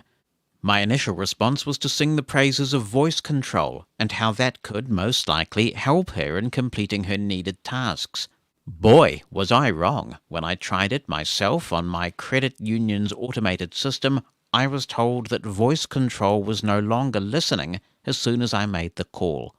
I understand that Apple would disable voice control so that the microphone could be used for the phone conversation, but you would think that there would be either a manual setting or automatic setting mechanism to tell the phone to leave voice control on since I am making an automated call, thus allowing me to say tap 1, tap 5, tap pound, etc., thus using voice control in this kind of situation. But that was not to be. That's when I called Apple about using a keyboard, and their blasé, non-committal response was of no help either. Okay, I thought, time to buy a magic keyboard and see if it is really magical. I did, and it was, and I am thrilled to pieces, as I now have a very happy, very productive customer. Here are the steps I use for anyone who is interested in this process. 1. Make sure your keyboard is paired with your phone, and begin by turning off speech with VOS. You want to do this because VoiceOver will keep reading the whole string of numbers as you keep entering new numeric entries, and that is distracting, annoying, and unnecessary, especially when you are trying to hear the automated responses with which you are interacting. 2. From the home screen or phone app, dial the company with whom you want to interact and begin listening. 3. As numeric responses are requested, simply enter them on the top row of alphanumeric keys using Shift 3 for pound or the number sign, and Shift 8 for the star key. No need to hit Enter at all, since numbers are entered automatically as you type them. 4. When you are done with the call, simply end the call using the VO-key combination, and the phone will hang up, as that keystroke emulates the two-finger double tap. 5. Don't forget to turn speech on again with VOS. An advantage of using this method is that with proficiency, you can easily enter numeric responses without timing out, which has unfortunately happened to me when using the phone's touchscreen to enter numbers into these systems. These types of systems often deploy a timing mechanism which makes one provide entries in a relatively hurried fashion, which can be tough for many folks using just the phone's touchscreen. Of course, no discussion of this type would be complete without a discussion of how this might work using a keyboard such as is found on the Orbit Writer, Mantis, Focus, etc. And he says in parentheses, notice how deftly and unobtrusively I have avoided the capitalization controversy. I noticed two weird things about using the Orbit Writer keyboard to enter numbers to be dialed. First, it took a couple of seconds after typing each number to hear the tone of the dialed number being echoed from the phone's speaker. Thus, if you typed the numbers quickly, you never heard the tones being generated, whereas I think they would probably always be generated using a QWERTY keyboard due to the speediness of its data entry.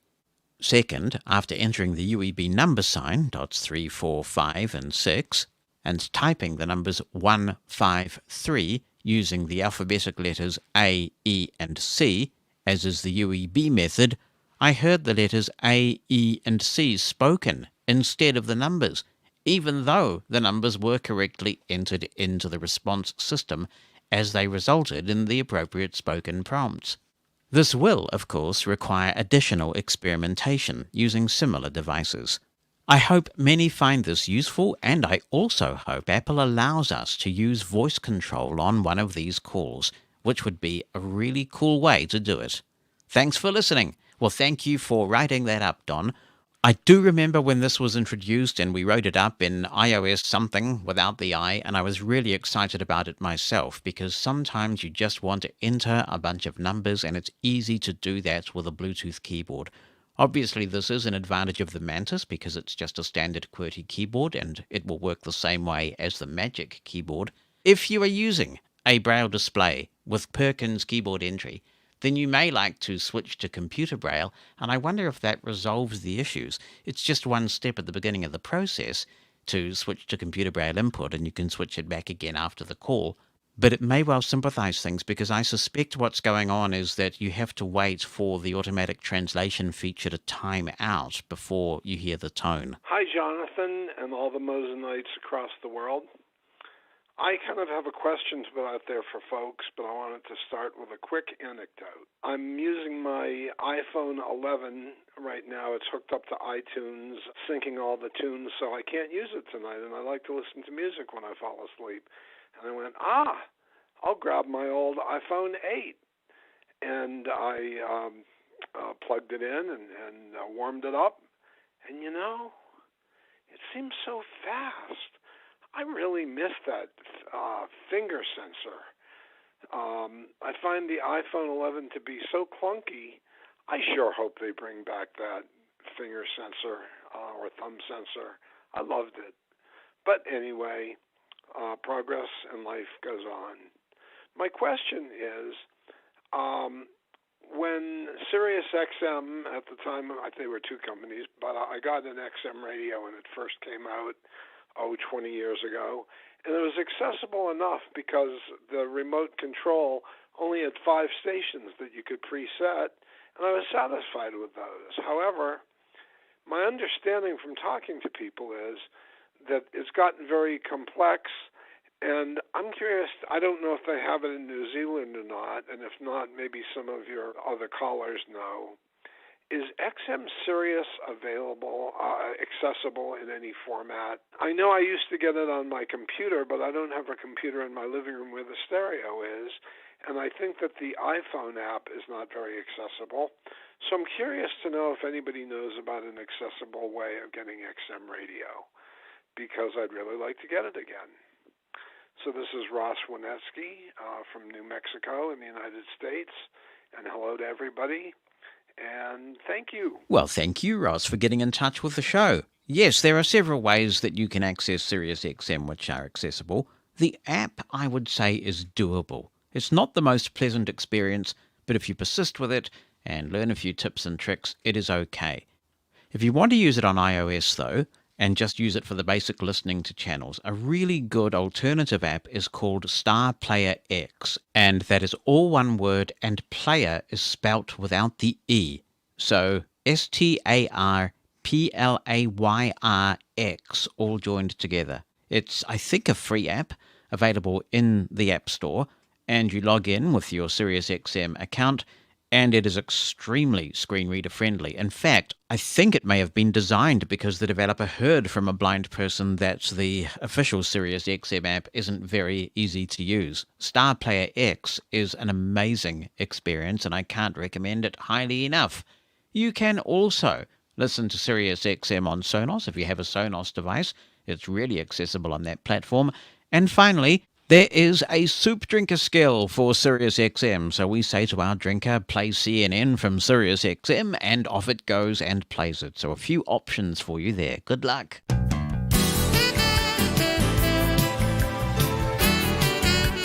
Mosen at Large Podcast. Andy Rebsher writes, Hi Jonathan, for the person who wrote to you about playing a cassette deck into a computer, here's a thought. Most desktop machines still have two 3.5mm audio jacks, one out and one in. In Windows 10, the input jack can be set to operate as mic or line in. You can use a cable with an RTS 3.5mm plug on one end and two RCA plugs on the other. A direct connection between the cassette deck and the sound card is, most likely, all that would be required. A dialog should pop up when you plug something into one of the audio jacks. It will ask you what you connected. Select Line Input. Hope this helps our tape preservationist friends. Thank you, Andy, and I do take that point. I suggested an audio interface, and this may be all that's required. I have had quite bad luck with this dialog, but that could be because I've never seen the default Windows one.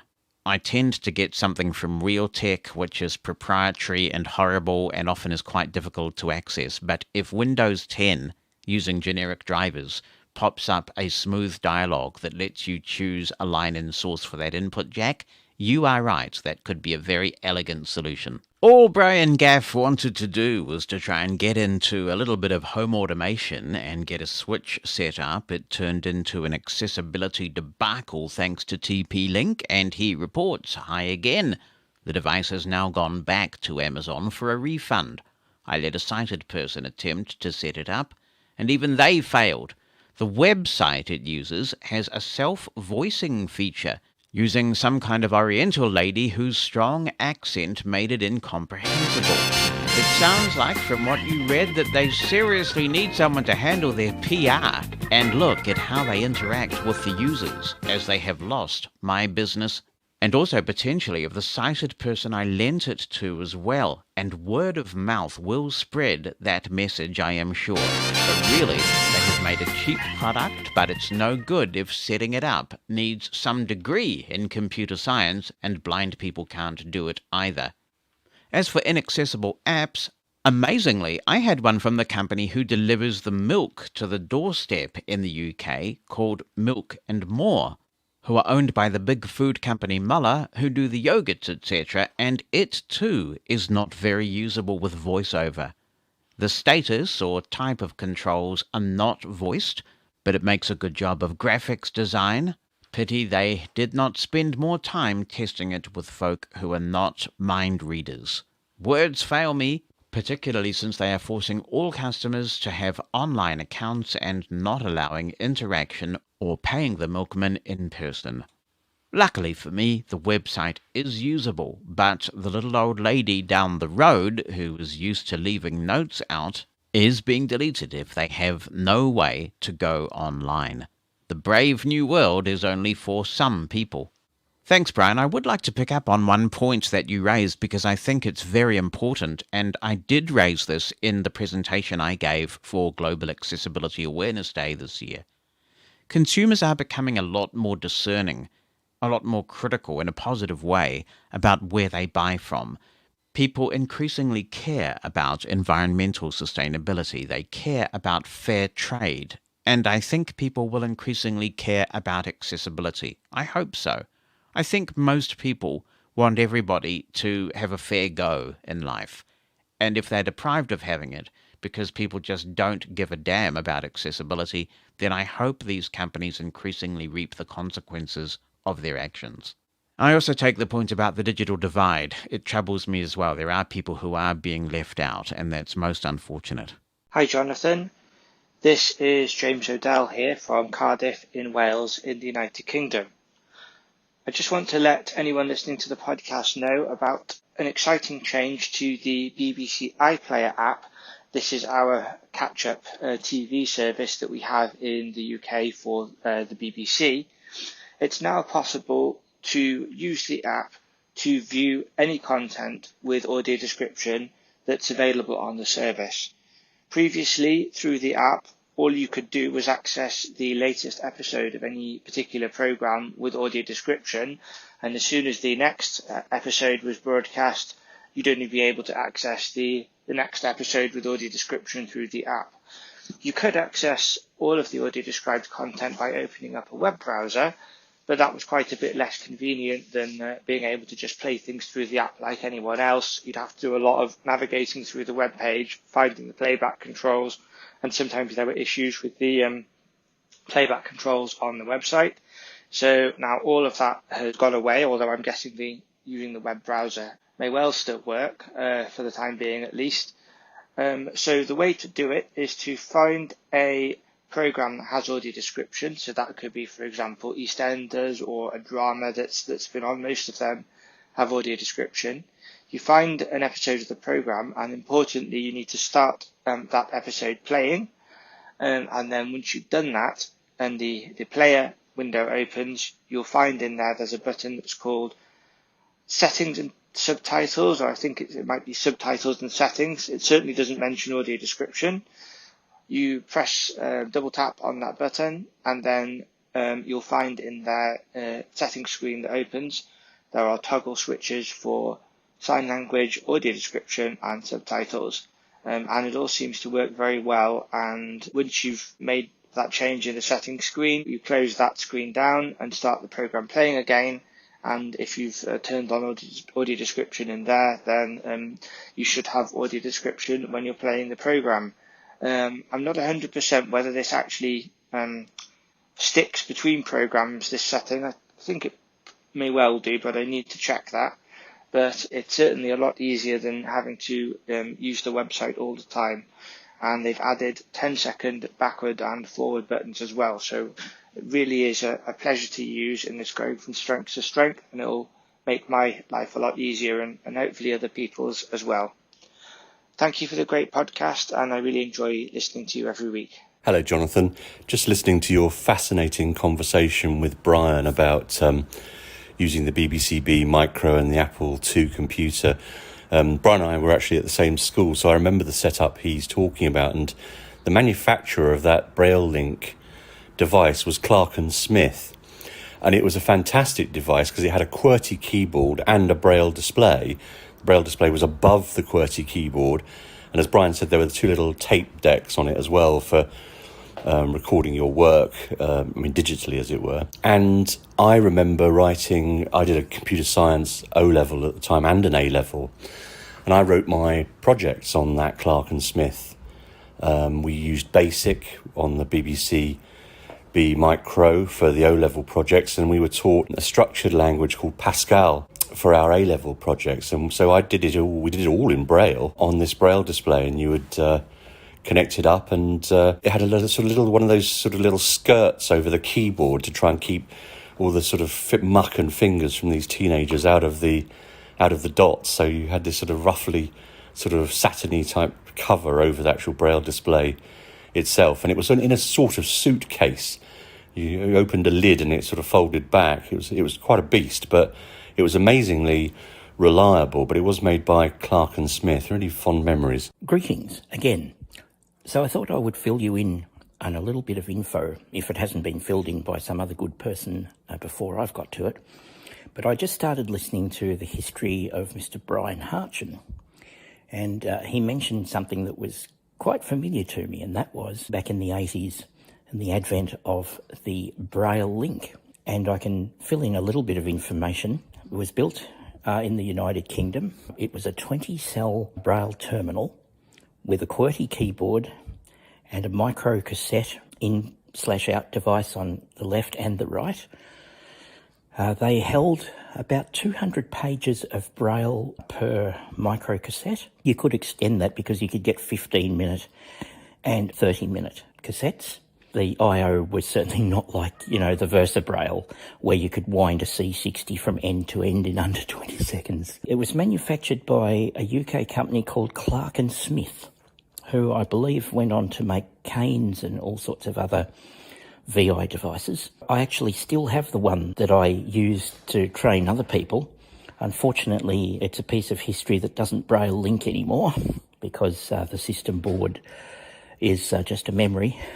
Very heavy. It was like a suitcase that opened, and it did TTY. And in my case, when I was training people, I had it connected to a Tandy TRS-80 Model 3, I believe it was, that had two 5¼ inch 160K floppy disks, 48K of RAM. Wow. That was really quite something back in those days. Wow, that is really interesting, isn't it? I just can't believe that we totally missed out on that here in New Zealand, because we had the Clark & Smith talking book machines. And I don't know why, if we had Clark & Smith talking book machines, we didn't get the Braille link, but we got the VersaBraille instead. And maybe that was a good thing, I suppose.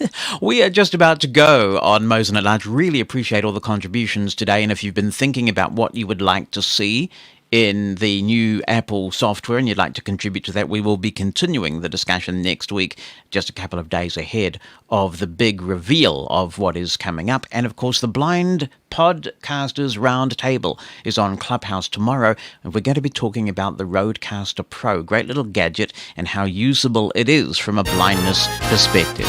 But right now, it is time to say adieu, because Steve Cartway is in the wings with another tremendous edition of the early years, and I'll see you back throughout the week on the Mosen Explosion, where we have lots of great music, some history, and some fun conversation. Thank you so much for your company.